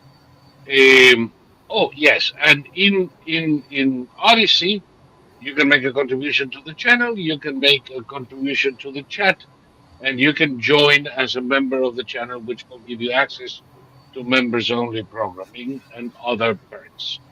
So that's it for me. I think I covered all the bases. I think so. Oh, I forgot one thing. I'm Israel High. No, I don't forget. There are 2 American hostages or their corpses still being held by Hamas. And it is a crying shame that this country doesn't bother to get our own hostages back anymore. Not only that, we forget they exist. So, Godspeed to Bibi Netanyahu and the Israeli Defense Forces in their push to eliminate the remnants of Hamas from Gaza City and just one more little corner by the shore. And I hope they do it, and they do it soon. And free the hostages or bring their corpses back so that their families can bury them and lay the matter to rest. West. Notice I'm not talking about closure. There is no closure. It's a myth. For the No. people who had their children, their grandchildren, their daughters, their sisters raped, mutilated, decapitated, baked by these savages, there will never be peace. No, For closure is a those, concept that was invented by those who don't want to deal with the atrocities of reality. yeah, And they want to create a la la land where we all forget and forgive and, well, and, and uh, kiss and make up. it's like when Eh, people say, "Well, it's not going to bring this guy back to life," and it's like, who said that was the goal? right. You know, blowing the shit out of Hamas. Nobody said it's the goal is to bring all these Israelis back to life. The goal is to exterminate Hamas. Eh, I can tell you in my particular case, for 40 years, can you believe, Thomas? December 12th is going to be 40 years. For 40 years, if I had any goal at all, is the complete elimination of Al Jihad and its successor terrorist organizations and every one of their members. They want martyrdom so they can go to their virgins. I have no fucking problem. Let's arrange the meeting. I don't have any other object. None of my friends will ever come back. My fiance will never come back. I know that. I don't want revenge either, because that would involve, some personal satisfaction doing it in a very slow manner. I just want this scum to disappear. Mhm. I don't want somebody 10 years from now going through the same shit again, Mhm. or tomorrow for that matter. I know that tomorrow it may happen. I know that however effective our forces are, these sons of bitches Democrats let so many assholes into this country that we lost count at 5,000 of terrorist operatives who are already here. And I know we're going to continue to have shootings and attacks in malls and maybe some bigger attacks in the works. I want to catch them all before time. Mhm. I want to eradicate Hamas. I want to eradicate Hezbollah. I want to eradicate Al Qaeda, ISIS, Al Jihad, or whatever the fuck they want to call themselves today. And then I want to eradicate all of the people who are responsible for this shit, who have financed and Mhm. facilitated these assholes around the world from the Emir of Qatar Mhm. on down. It's not going to bring anybody back, but it's going to prevent others from going through the same Mhm. process. So there we are. My very best, incidentally, to the Lebanese government, who seems to have finally made the decision to disarm Hezbollah and kick them out of their country. They're going to need a lot of help, and I hope they're Mhm. going to get it from Israel and others. Mhm. And if anybody in our country doesn't want to be involved in wars, you know, I'm sorry, Thomas, but to all of those who don't want to get involved in wars, fuck you all. Well, go live on a planet where there's no war. I mean, war is part of the human condition. That's all there is to it. Jesus. If you want to pick up another 3,000 people from the streets of New York or any other American city, eh, eh, keep living in La La Land. Me? No. We need to do what we need to do to prevent this shit from ever happening again. And if it does because we oversaw a little thing over there, well, let's tighten the noose. Okay? And with that, I think I'm done. Tomorrow, guys, 10:30 p.m. Quad meet, and thank you, Thomas, for a wonderful evening. And do you have a last word for us? Arenaceous. Say what? Arenaceous.